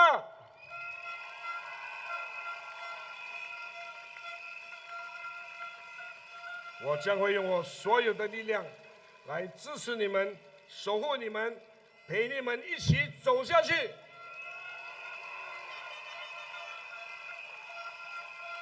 我希望我们能够在这条路上并肩而行，一起奋斗，一起追求，不言不弃。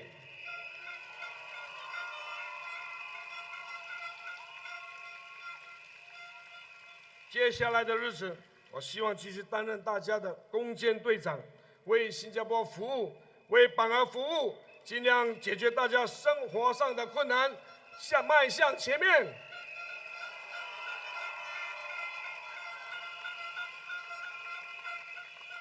我不是一个多话的人，我比较爱实实在在的来做事。我相信，信任不是凭口说的，而是做出来的。我不靠空声来博掌声，只希望能够用行动赢得各位的信任。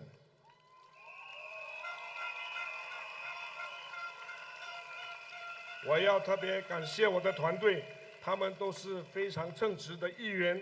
我也很荣幸能和他们站在一起，为榜二的居民争取继续服务的机会。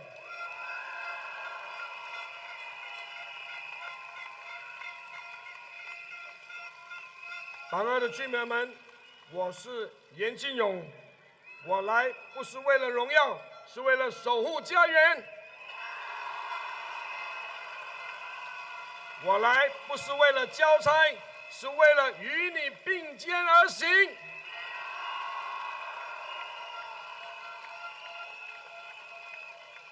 感谢大家这些日子给我的鼓励，也感谢你们一直以来对人民行动党的信任。这个星期六，5月3号，我们就要做出选择。现在，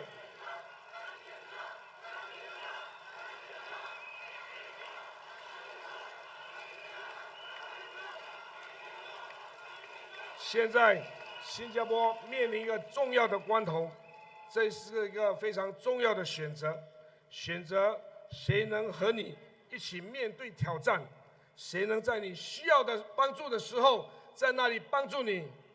请把你的一票投给人民行动党。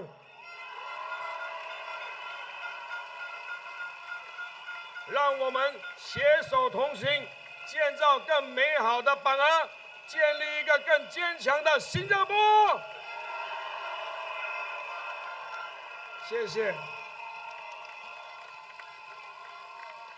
Friends and residents in Punggol, in 2 days' time, you will cast your vote to decide who should serve you and who you want to represent you in Parliament and in government. The stakes are high. The stakes are high because this GE is about you, your welfare, your job, your family, your future.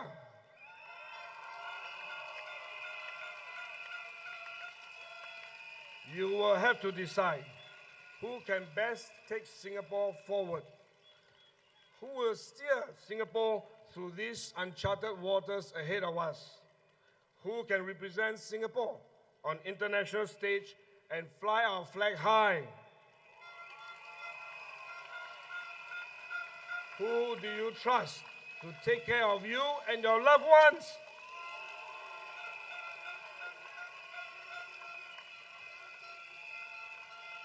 I may be new to this town, but I'm no stranger to crisis.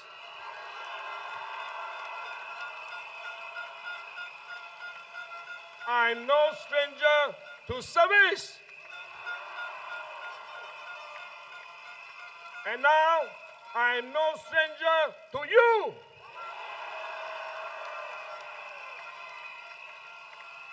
I'm here in Punggol, and I'm here to stay. I'm here to carry on and build on the good work of SM Teo and the current Punggol team. They have done what they have done for you. With your vote and your support, I will not stop serving Punggol and its residents. And with your vote and your support, I will continue to fight for your interest, for Punggol's interest, and for Singapore's interest.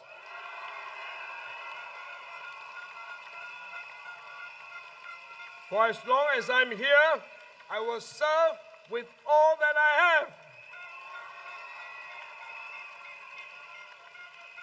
I hope to win your trust. Please give my team and I the opportunity to work for you and to work with you. Together, we can build a caring, inclusive, and vibrant Punggol. Vote for me and my team. Vote for PAP. Thank you.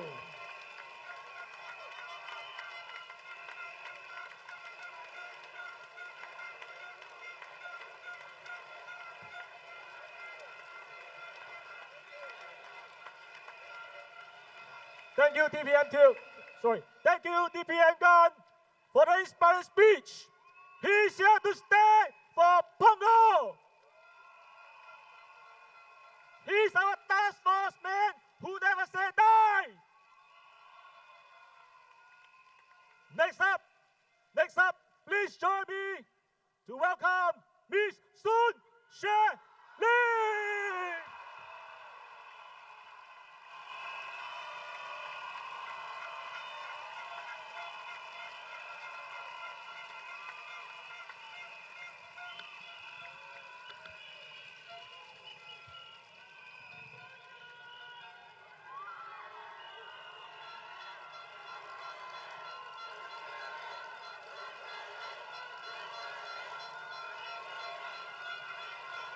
My dear residents, my dear children, thank you for joining me for tonight's rally.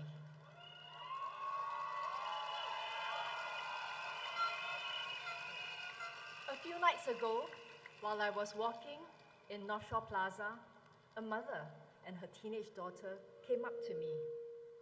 They said they do not live here. They have traveled here far from where they live in the West to come and see me. They would like to take a picture with me, they said. I happily obliged. I asked the young lady how she was. When she heard that, her face crumpled and tears started rolling down her face.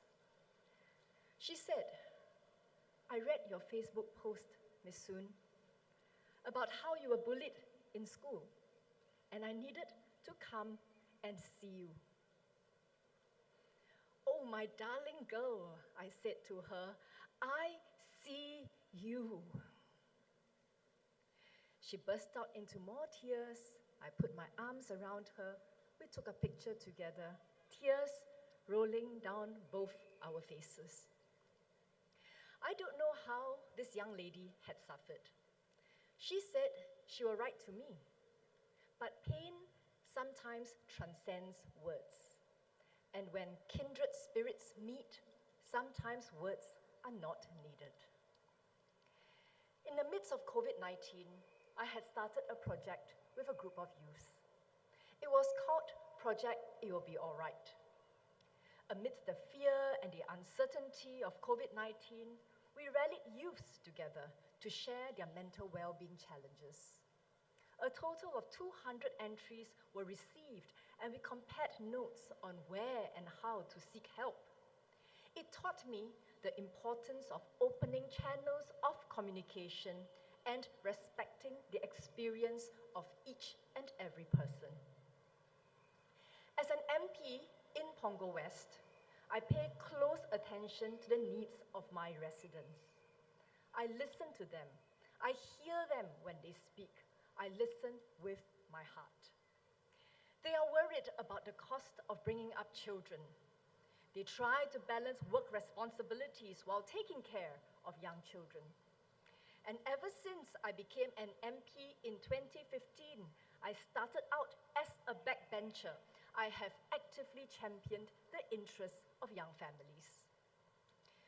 When I heard about escalating infant milk formula prices in 2017, I did a market study. I filed an adjournment motion to have the topic discussed in Parliament. This led to the setting up of an infant milk formula task force. And this subsequently led to the tightening of labeling rules and the introduction of lower-priced house brands, which are affordable but similarly nutritious for babies. Young families also spoke to me about the wait for preschool places and concerns over preschool costs. After I took office at the Ministry of Social and Family Development, I actively worked on policies to increase preschool capacity and lower preschool costs. In the last 5 years, we have added about 520 infant care and 2,600 childcare places in Punggol. Looking forward to the next 5 years, we will add about 370 infant care places and more than 2,100 childcare places. And very importantly, our friends in North Shore, 260 of these infant care places and more than 1,500 of these childcare places will be in North Shore.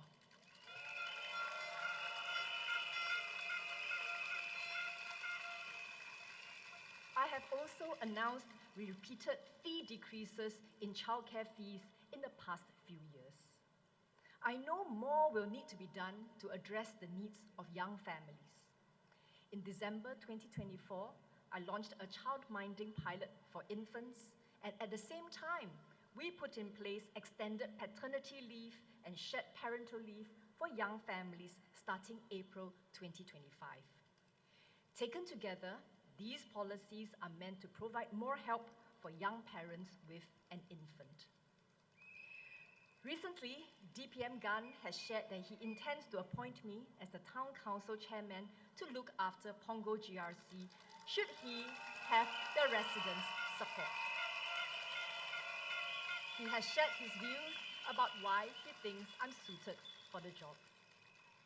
My dear residents, when I first came to Punggol West, I had a challenging task.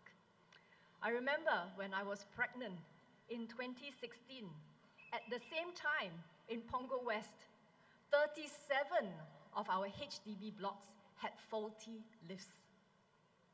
The lifts kept breaking down.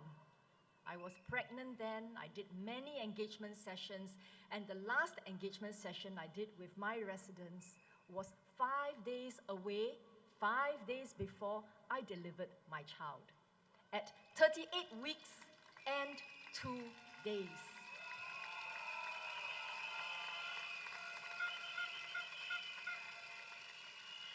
I like to think that the delivery of my child was particularly quick and smooth because I had to climb many stairs since the lifts were not working. Of course, all that sounds quite funny only on hindsight. Initially, we thought the lifts were breaking down because of the amount of renovation and moving that was happening in the new blocks. But subsequently, after I raised it repeatedly with the Ministry of National Development and we had several meetings together with the lift contractor, did we realize that there were design and programming issues with the lifts. Suffice to say, the foreign lift contractor was blacklisted for 2 years. And as a small country, we realized we needed more lift technicians. And that was one of the reasons that led to a progressive wage model being structured for lift technicians. So, my dear residents, what I want to say to you is that I hear you, I see you, I listen to you when you share your feedback with me.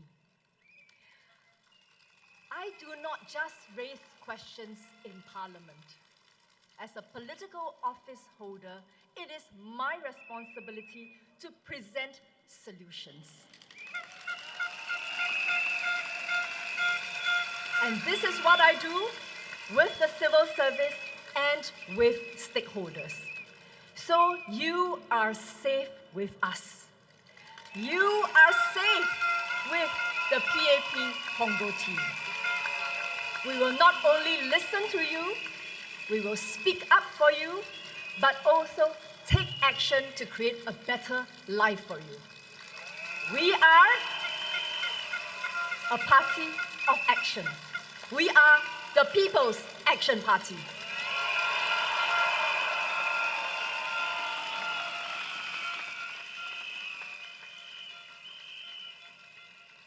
亲爱的居民朋友们，这次的选举，我听到了大家的声音，无论是赞扬还是批评，我都认真倾听。赞扬是对我们过去工作的肯定，我非常感谢。批评提醒我们哪里做得不够好，以后应该怎么做得更好，我也非常感谢。在过去的5年里，我每周有4、5天都会来榜鹅，倾听大家的心声。但是在倾听反馈后，我们不仅应该只为人民发声，我们更应该让好事发生。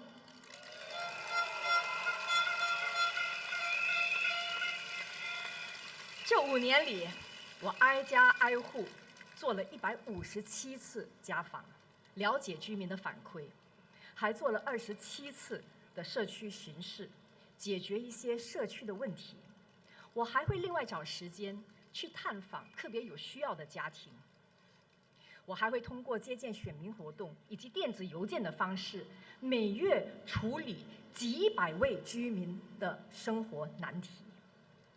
有些问题，如果居民朋友们觉得很重要、很紧迫，我不会只是向政府提出意见，等政府来解决，而是自己组织团队，调动资源解决问题。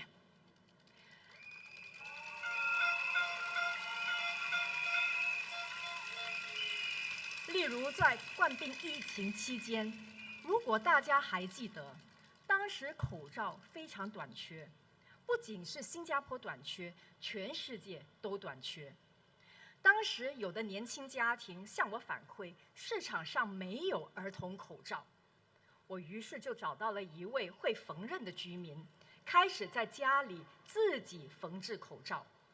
第一批我们做出了300个口罩，很快就送完了。孩子们也特别喜欢口罩上的图案。之后，我把这个爱心缝制口罩的活动推广到全国，组织居民们一起动手，一共自制了50多万个可以循环使用的口罩，免费送给了很多有需要的社群。这些事情不是政府让我们做的，而是看到居民有需要的时候，我们就立刻行动起来，尽最大努力解决问题。我知道大家都很关注生活成本的问题，同样，我没有只是向政府提意见，等着政府解决。这些年，我做了很多事情。在2019年，我向国会反映婴儿奶粉价格过高，并促成了超市引进更多价格合理、营养同样好的婴儿奶粉。在2019年，我看到我们的育儿中心不足，于是我推动政府增加育儿中心。这5年来，榜鹅已经增加了520个婴儿托育名额，以及2600个幼儿托育名额。同时，我还屡次降低育儿中心的学费。在2021年，我和团队在榜鹅发起了半价购物活动。我们自己联系慈善机构，召集义工团队，自己筹款搭棚子、铺地板、摆摊位。现在我们的社区每2个月都有半价购物活动，每次让500名居民受益。在2023年，我们把之前的集装箱图书馆扩建成现在的 Lighthouse， 为孩子们提供免费的课程。居民朋友们，难道这些不是对生活成本和教育成本的方法来解决问题吗？我们是不是只是等政府来解决问题？不是的，我和我的团队自己在社区发起了这些活动。居民朋友们，面对问题的时候，我们不会怨天尤人、自暴自弃，而是迎难而上、自强不息。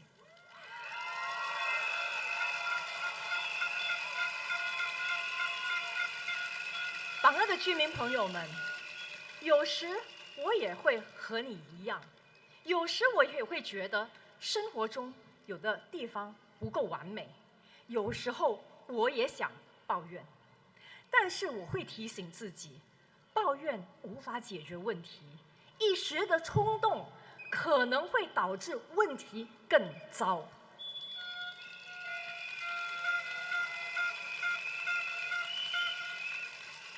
我很喜欢一个成语“宁静致远”，什么意思呢？就是为了实现长远的目标，我们需要一颗宁静的心，我们需要一个冷静的头脑。只有理性的看待问题，务实的解决问题，我们才能走得更远。面对很多问题，我们都应该抱着宁静致远的心态，积极的应对，而不是感情用事。不要让抱怨和愤怒占据了我们的内心。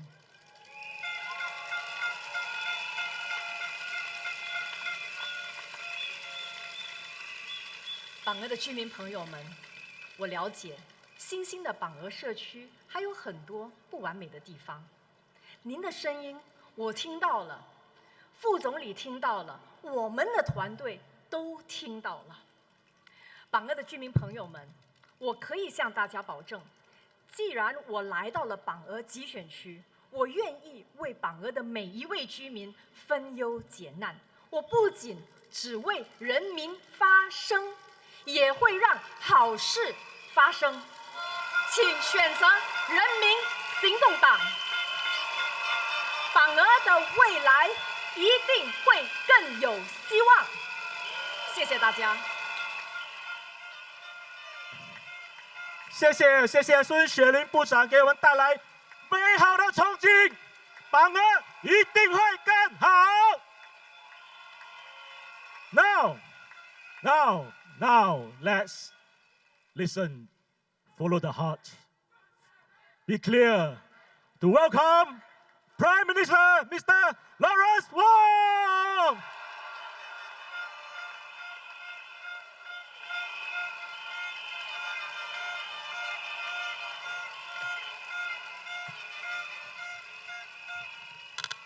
Residents of Punggol, fellow Singaporeans, good evening. Salam sejahtera. Malay vanakkam. 大家晚上好。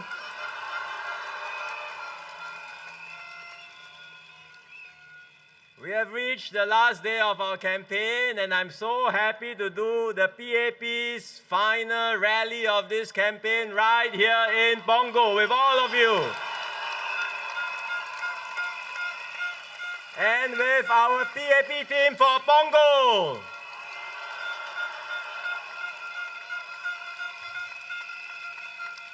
Let me say a few words in Malay, and then I'll do Mandarin, and I continue in English after that. Saudara-saudari sekalian, hari ini ialah hari terakhir kempen. Esok ialah hari bertenang atau cooling off day.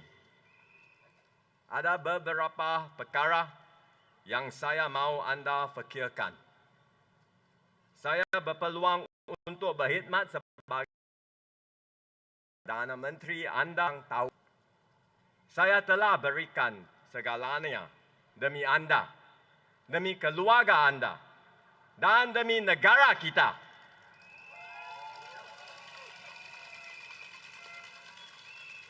Saya juga telah berusaha keras untuk menangani isu-isu yang dekat pada diri anda, seperti kos sara hidup, penjagaan, kesihatan, dan banyak lagi. Dan kami ada rancangan untuk melakukan lebih banyak lagi. Tetapi yang paling saya hargai ialah saat-saat yang telah kita kongsi bersama sepanjang tahun ini. Melawat anda di kawasan kejiranan anda. Berbincang dan mendengar pandangan anda semasa sesi dialog dan sesi town hall. Kerana bagi saya, setiap pandangan itu penting. Setiap rakyat Singapura itu penting. Anda penting.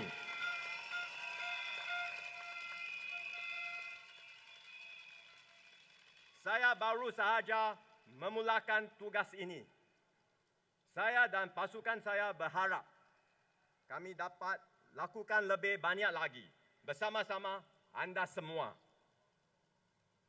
Maka itu saya mohon agar anda memberi peluang kepada saya dan pasukan saya untuk berusaha sebaik mungkin untuk anda.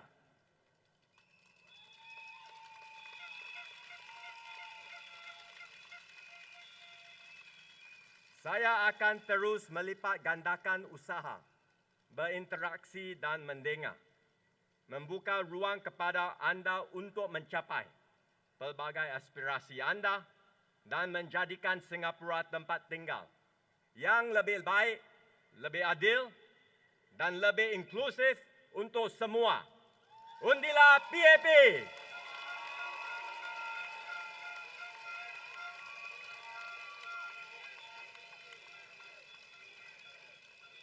亲爱的同胞，大家晚上好。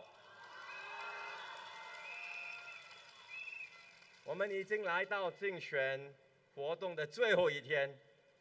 过去9天，人民行动党候选人走到新加坡每个角落，我们日夜不停，挨家挨户的拜访居民，在大街小巷与你见面。我们尊重每一个新加坡人。 要为全体人民服务。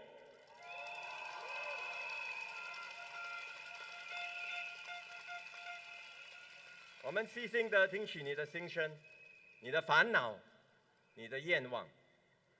我们要与大家一起解决问题，一起实现愿望和梦想。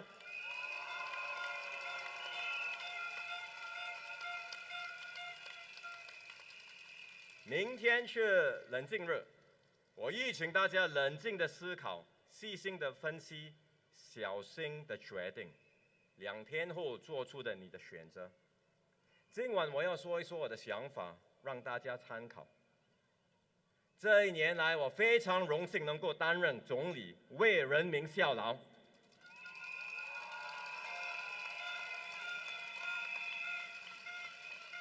这是非常忙碌的1年，但是我忙得很有意义。我不觉得累，是因为我牢牢记住我自己许下的承诺。我在就职典礼上说，我将全心全力帮助新加坡人实现梦想。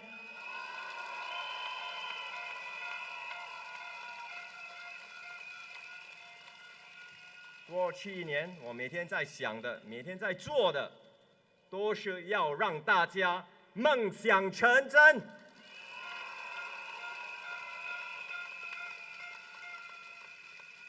我也知道大家操心的是什么，也时时刻刻都在想办法。我要帮助你们减轻烦恼，减轻生活的负担。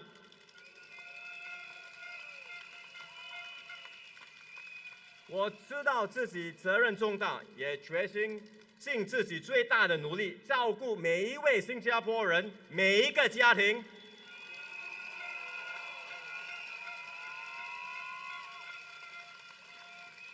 我也正在加倍努力去解决各种大家关心的民生课题、民生问题。我知道大家最担心是生活费的上涨，因此我们迅速行动，对症下药。 提供了各种各样的帮助，更多的措施还在前头，将在未来几个月陆续推出。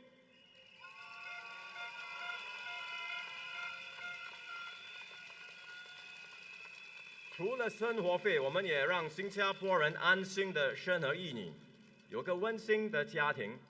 因此，我们增加了父母共用的产假，也为多子女的家庭提供更多的帮助。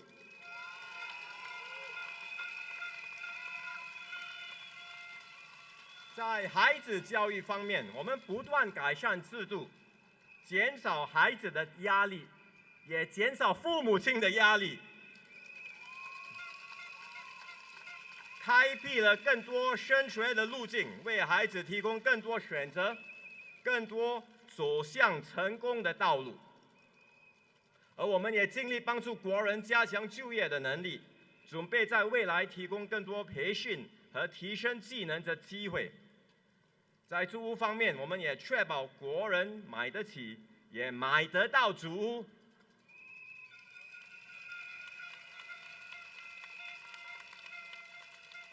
我们也已经加速建造 BTO 组屋，并且采用了新的组屋分类制。近年来，在帮助人民方面，我们做了很多，但是肯定还做得不多，还能够做得不够。所以在未来，我们一定会做得更多、更好。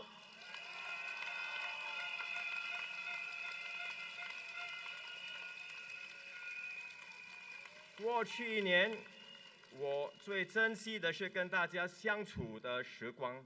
我走到全岛的每一个角落，每一个邻居。您在说话的时候，我用心的听。您的烦恼、您的意见，我都记在心里。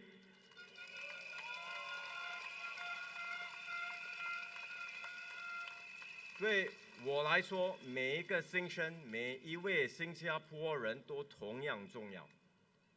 我1年前出任总理，6个月前出任行动党的秘书长。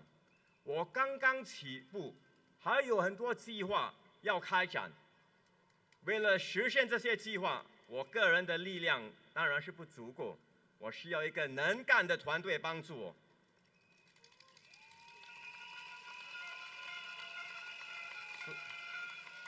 所以今晚我恳请新加坡人给我和我的团队一个机会，一个为你们全力以赴的机会。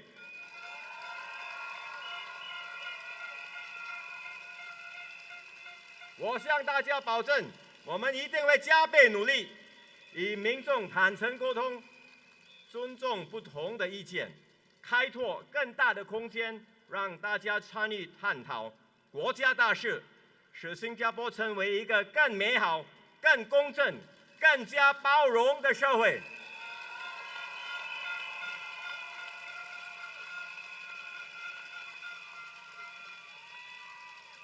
我恳请大家支持我的团队，以你为伴，勇往向前。请投票支持人民行动党。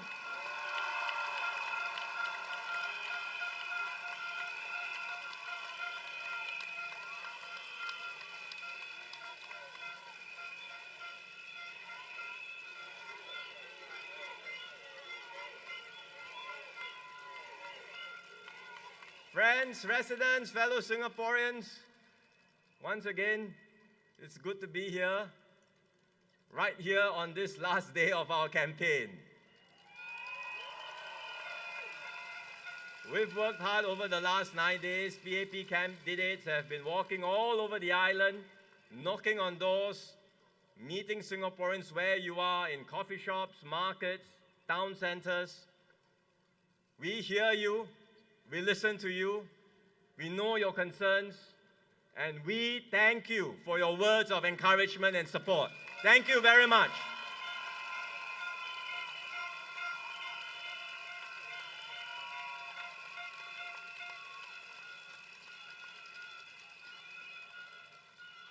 I want to first give a shout out to our PAP team in Punggol.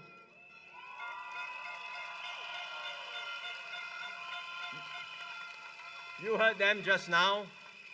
They are led by Gan Kim Yong, Singapore's Task Force man.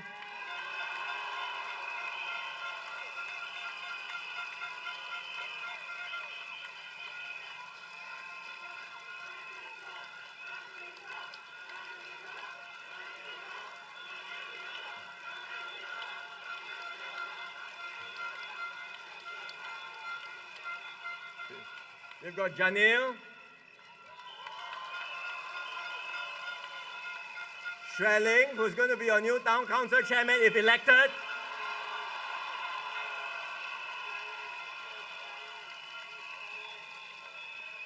And Wan Ling.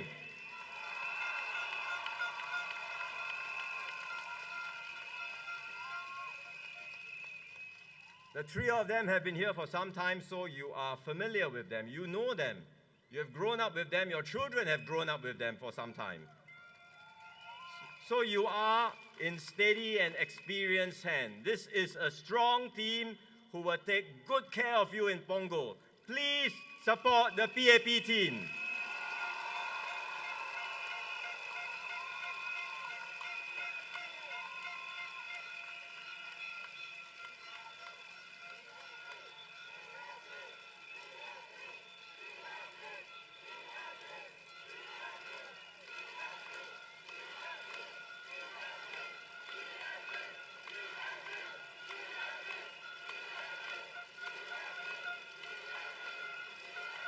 Thank you. Over the last 9 days, you would have heard different arguments and views put forth by various political parties. In a campaign, emotions get heated up, and I hope things will calm down as we go into cooling off day tomorrow. Then we can all take a step back from the heat of the elections and consider what really matters. And I ask all Singaporeans here in Punggol and everywhere in our island to consider, who do you trust to serve you and your families?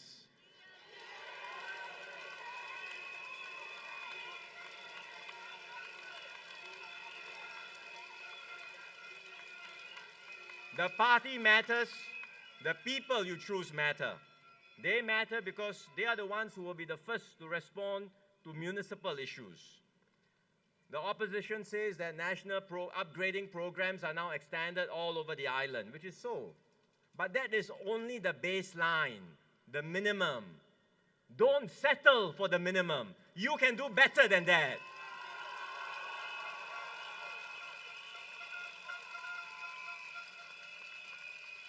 A good team and a good team led by the PAP can make a difference.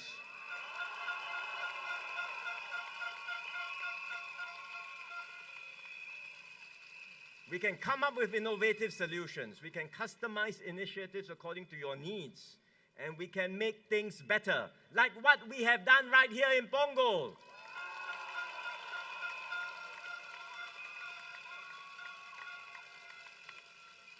You look at all you have here now in Punggol today. Yes, some of it was due to national planning and national programs, but it's not only that. It's because successive generations of PAP teams have carefully tended to your needs and worked hard to make this a better home for everyone. And this work had started even before some of you moved here.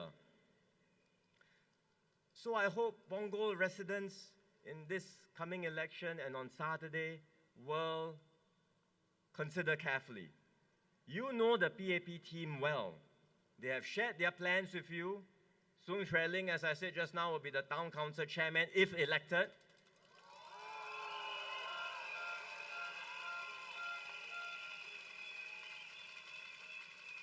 As you know, she is a first-rate organizer, a mobilizer who can connect well with you and will understand your needs.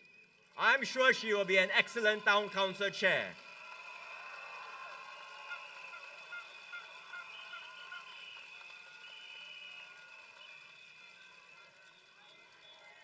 Gan Kim Yong will helm the new North Shore Division. I think he's already told residents that. But he will also provide overall leadership for the GRC like Teo Chee Hian did before.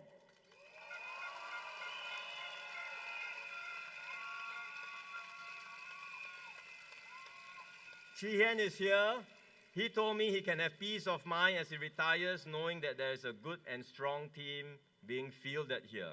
And he hopes that residents of Punggol will have peace of mind by choosing the PAP team.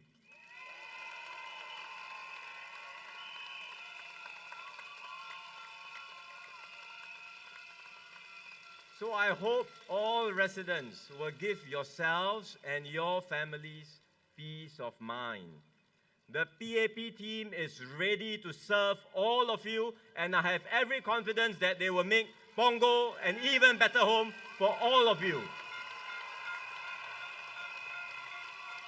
Please support PAP Punggol.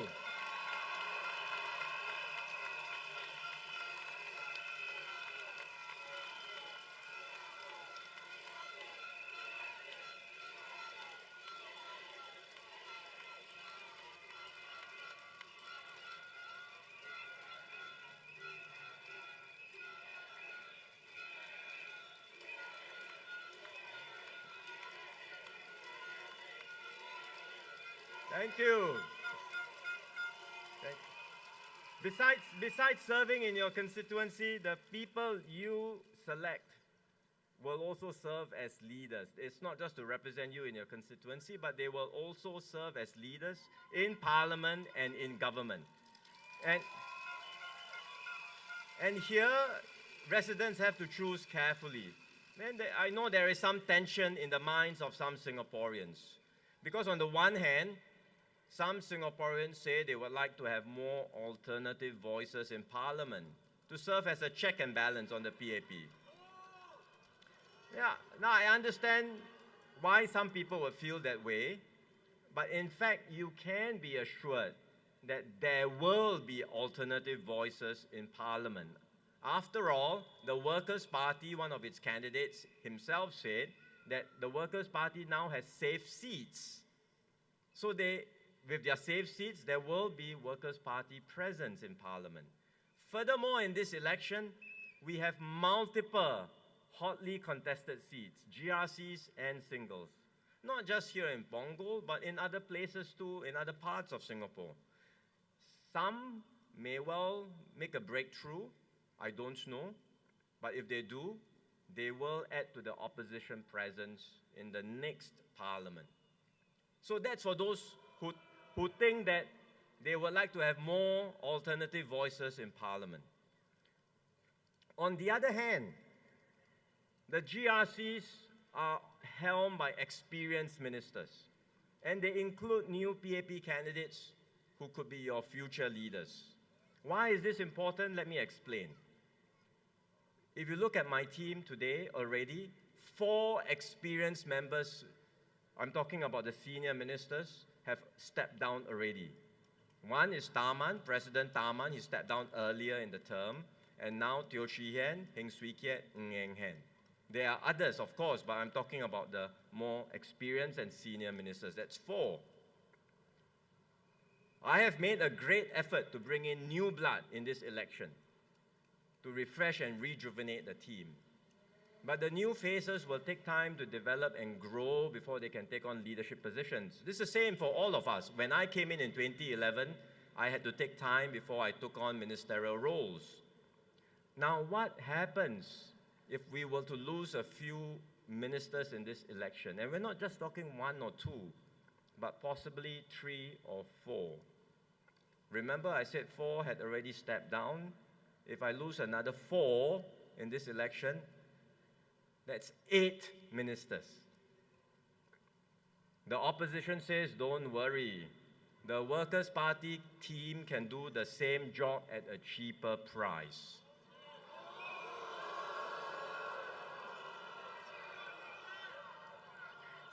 But you know that cannot be true.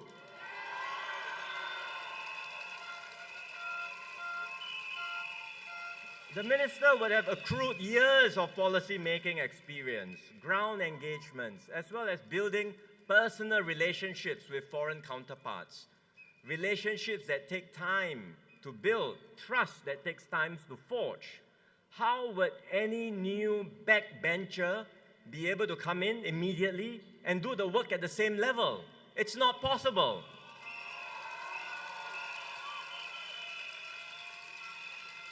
Or you think about team sports like football.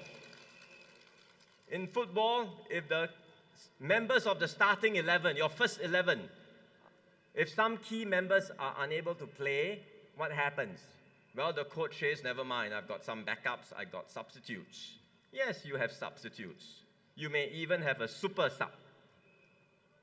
But remember, I said 4 already stepped down. Another 4, if we were to lose another 4, that's 8 people. How many substitutes can you have?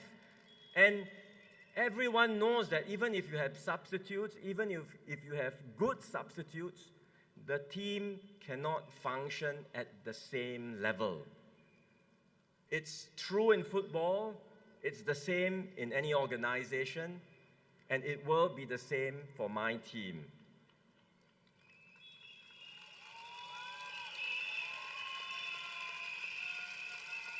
So to all voters all over Singapore, to voters here in Punggol, I would put the issue to you squarely. to consider very seriously because the stakes are high. If you vote for the opposition, sure, you will get more alternative voices in Parliament. But you will also weaken me and my team. You will weaken our ability to serve you. Ultimately, you will weaken ourselves, Singaporeans, at a time when Singapore is facing a very serious and growing challenge. But if you vote for the PAP,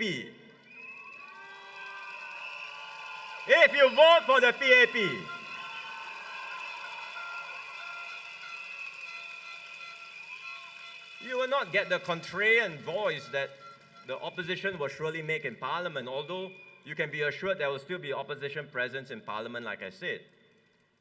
But you will get a dedicated and experienced team to serve you and your family.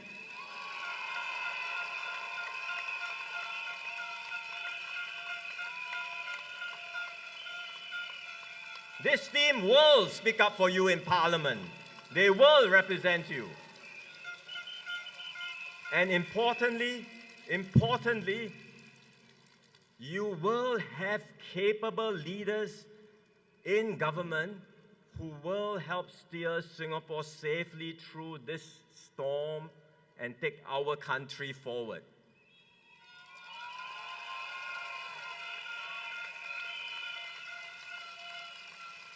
So that's the key choice that Singaporeans and voters will have to consider, each and every one.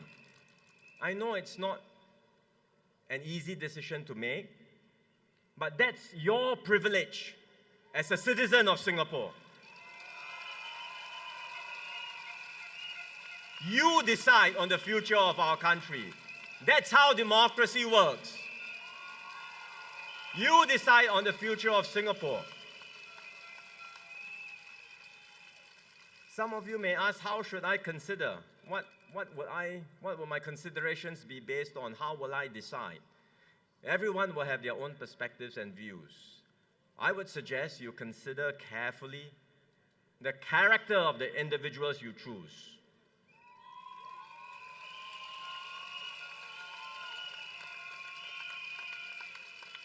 Are they honest, truthful, upfront and upright people? Do you trust that they will always put Singapore's interests first, above all else, the interests of Singapore and Singaporeans? Do you trust that they will uphold the fundamental ideals that we all cherish here in Singapore? So ask yourself these questions and consider carefully. I believe a lot comes down to character. Character matters, and I can personally vouch for the character of Gan Kim Yong.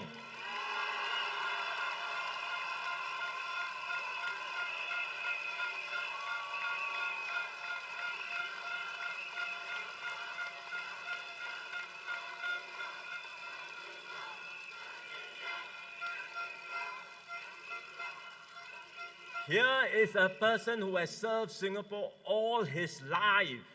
He's a servant leader, steady, sincere, with a heart for our people. And now with a heart for all of you in Punggol.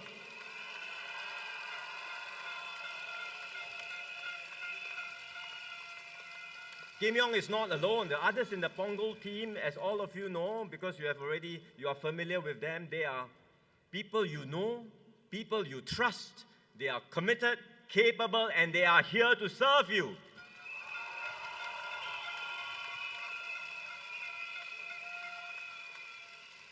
So look at the individuals carefully, consider their character, and I say to all voters in Punggol, please give our PAP team your full support.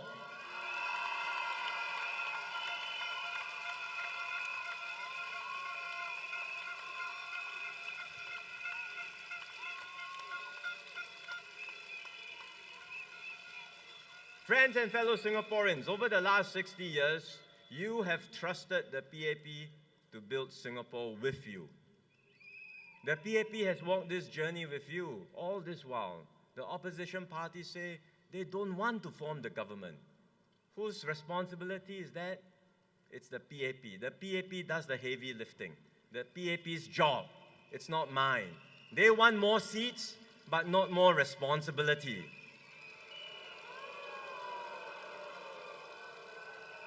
But the PAP has carried this responsibility, and we have walked this journey together with all of you these last 60 years and more.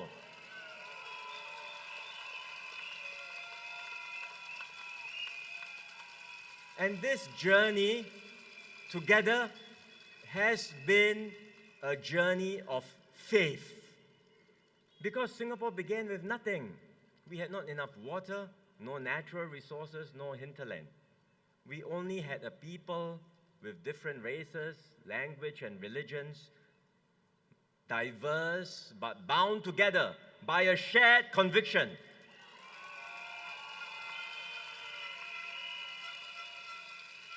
A conviction that we could build something together, that we could build something better if we did it together.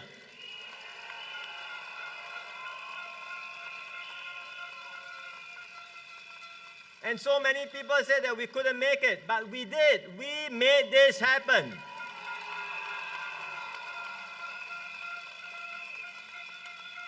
In one generation, we went from mudflats to metropolis. From struggling for survival to standing tall in the world.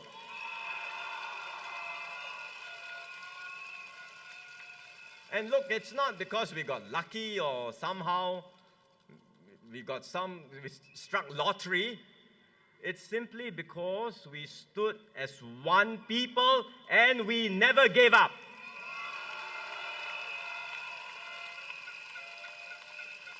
We dare to dream big and we work hard to make our dreams come true.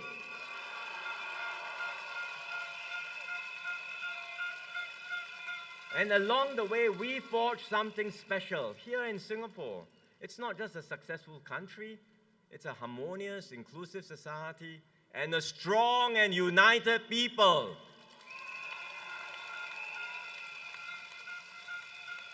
That's the Singapore spirit. That is what got us here.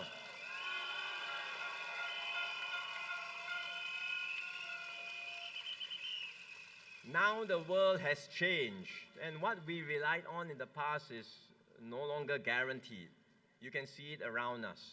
The major powers are clashing, tensions are rising, trade barriers are going up, global rules are breaking down. So we cannot stand still. Our next chapter of the Singapore story will not write itself. We must write it together.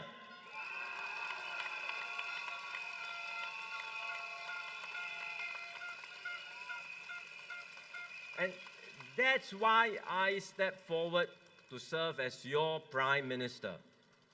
It's not because I have all the answers, but because I love my country and I want to do my best for you, my fellow Singaporeans.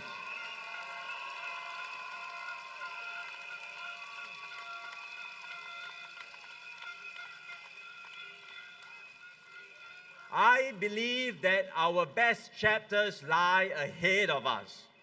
And if we have the courage to renew ourselves, the humility to listen, and the strength to stay united, we will prevail and we will forge a brighter future.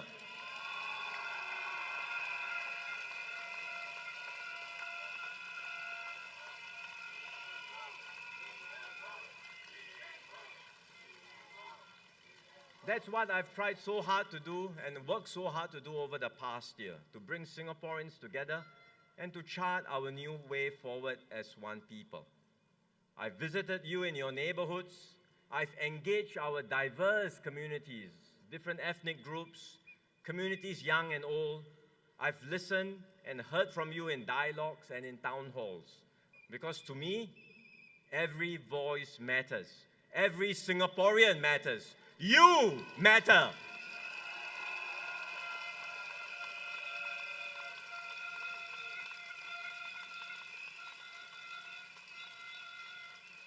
I've just started this work, as you know. It's only been a year since I took on the responsibility as Prime Minister, just 6 months as leader of the PAP. I don't do this work alone. I do it with my team. In the course of this campaign, I heard one of the opposition parties said, Lawrence Wong is nowhere like Lee Kuan Yew. So different. Standards have dropped. And I kind of laughed. Because who in Singapore is like Lee Kuan Yew? There is only one Lee Kuan Yew!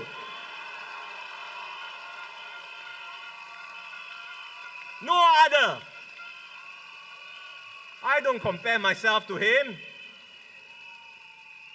I am my own person. But remember, even Mr. Lee Kuan Yew had a team to work with. And so too will I. I need a team to work with all of you, to work for you, and to take Singapore forward.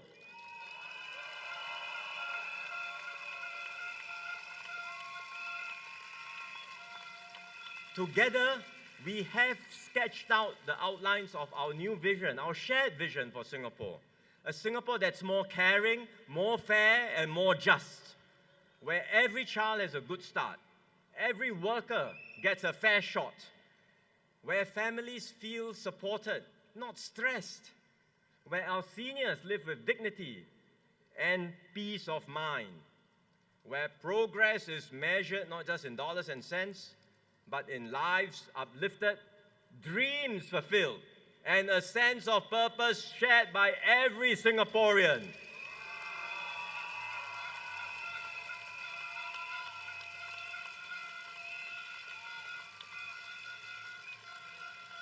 These are not just words. You have seen the changes we've made over the past year. In cost of living, we have rolled out comprehensive packages in the budget to help you, and the measures will be coming soon, month after month.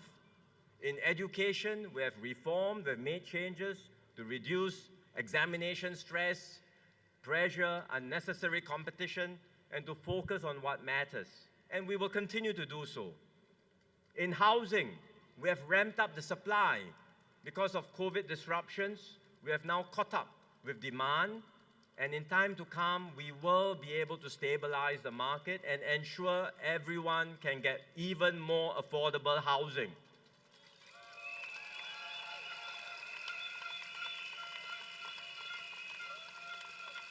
In healthcare, we have increased subsidies. We have made it more affordable. We have made it more affordable for long-term care. We are making it easier for you to stay healthy through Healthier SG. For our families, we are providing more support for parents, for young children. For families with more children, you will get more support.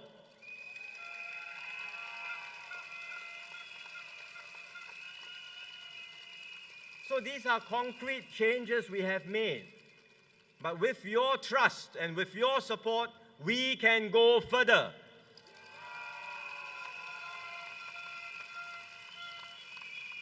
We can make our vision real for every Singaporean.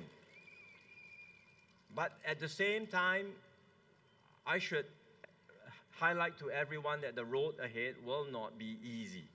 The storms that we are facing is already upon us, and we must brace ourselves for more turbulence ahead.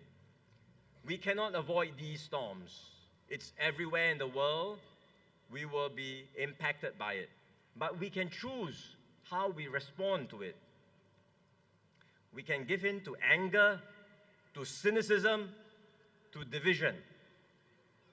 Or we can choose compassion, solidarity, and strength.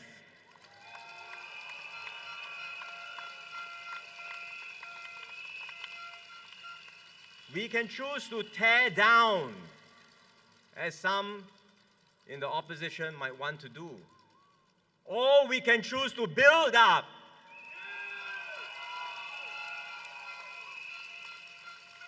We can choose to pull apart. Or we can choose to pull together. And Singaporeans would have heard the campaigns, the speeches, you have read the manifestos of all the different parties. You know what different parties offer, but I say to you, what the PAP offers is very clear. We choose to build. We choose to pull together. We choose to unite Singapore.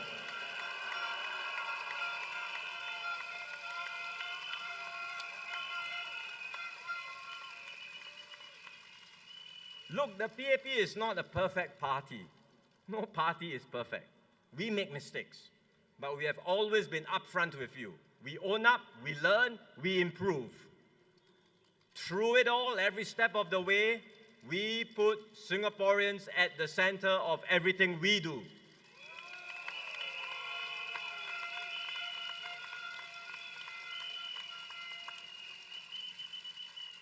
We don't just take the easy road. We don't just offer sweet and easy promises. We are prepared to take the hard road, so long as it is the right and responsible thing to do.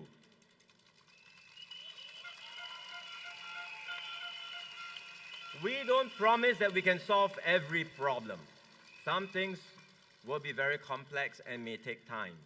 But you will have our word that we will always walk with you, fight for you, and we will never give up on you.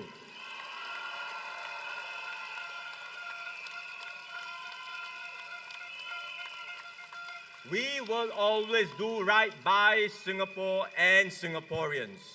So if you give me and my team your support and trust, we will serve you with all our hearts.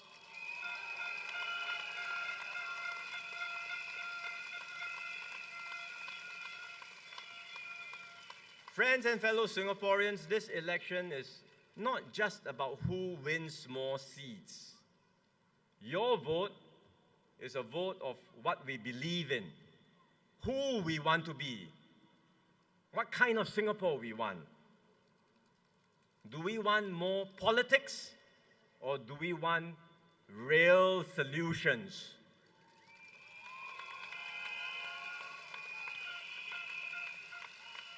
Do we want a country where everything is turned into a fight, divided by anger? Or do we want a country where we can find common ground, lift each other up, and move forward as one?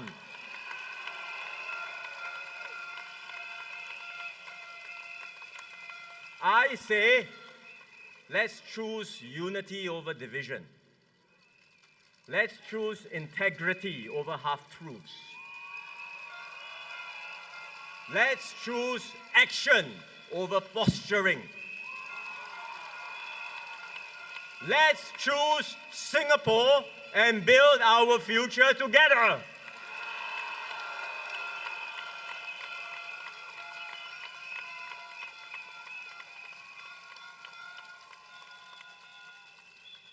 My PAP team and I, every member of my team, every candidate, will focus on what matters. We share a collective new resolve to solve your problems, to improve your lives, and take Singapore forward.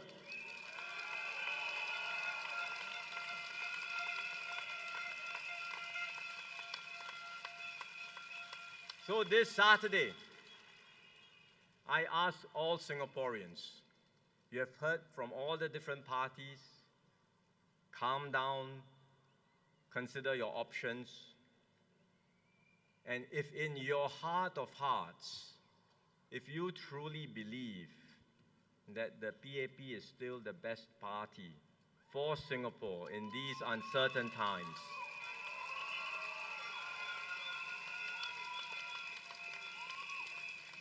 then stand with us. Support me and my team. Vote for the PAP.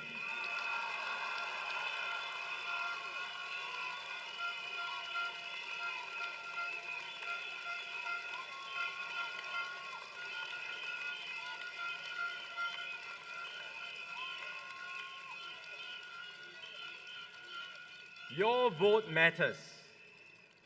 Wherever you are, whichever constituency you live in, never take anything for granted. voting is a privilege for Singaporeans.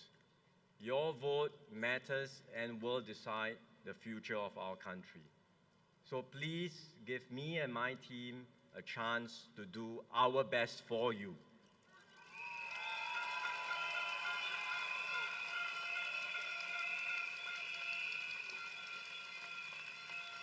To all Singaporeans, to Punggol residents, I say, vote for the PAP, vote for a brighter future for you, your family, and for Singapore.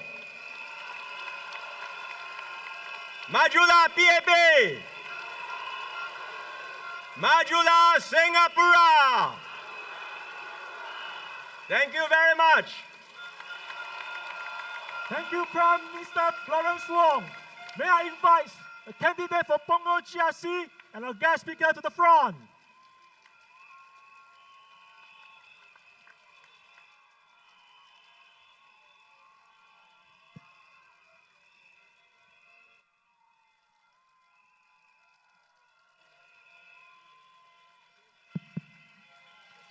Friends and residents of Punggol,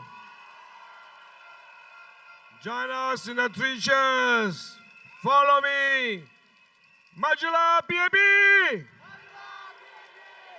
Majulah Singapura! Majulah PAP!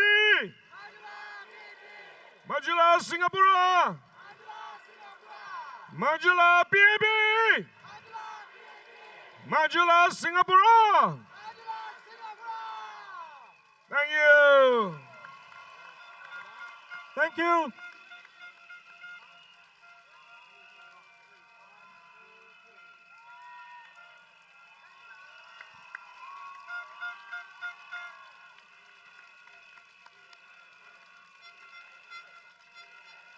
Thank you, Prime Minister. Thank you, TPN Gan. Thank you, candidates. Our guest speaker. Thank you, PAP. Thank you, everybody. Thank you, Punggol.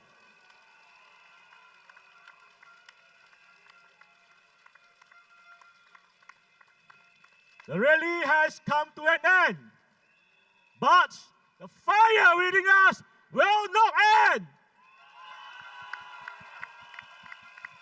Thank you. Please take your leave in a calm, cool, and a safe manner. We will see you again on 3rd of May.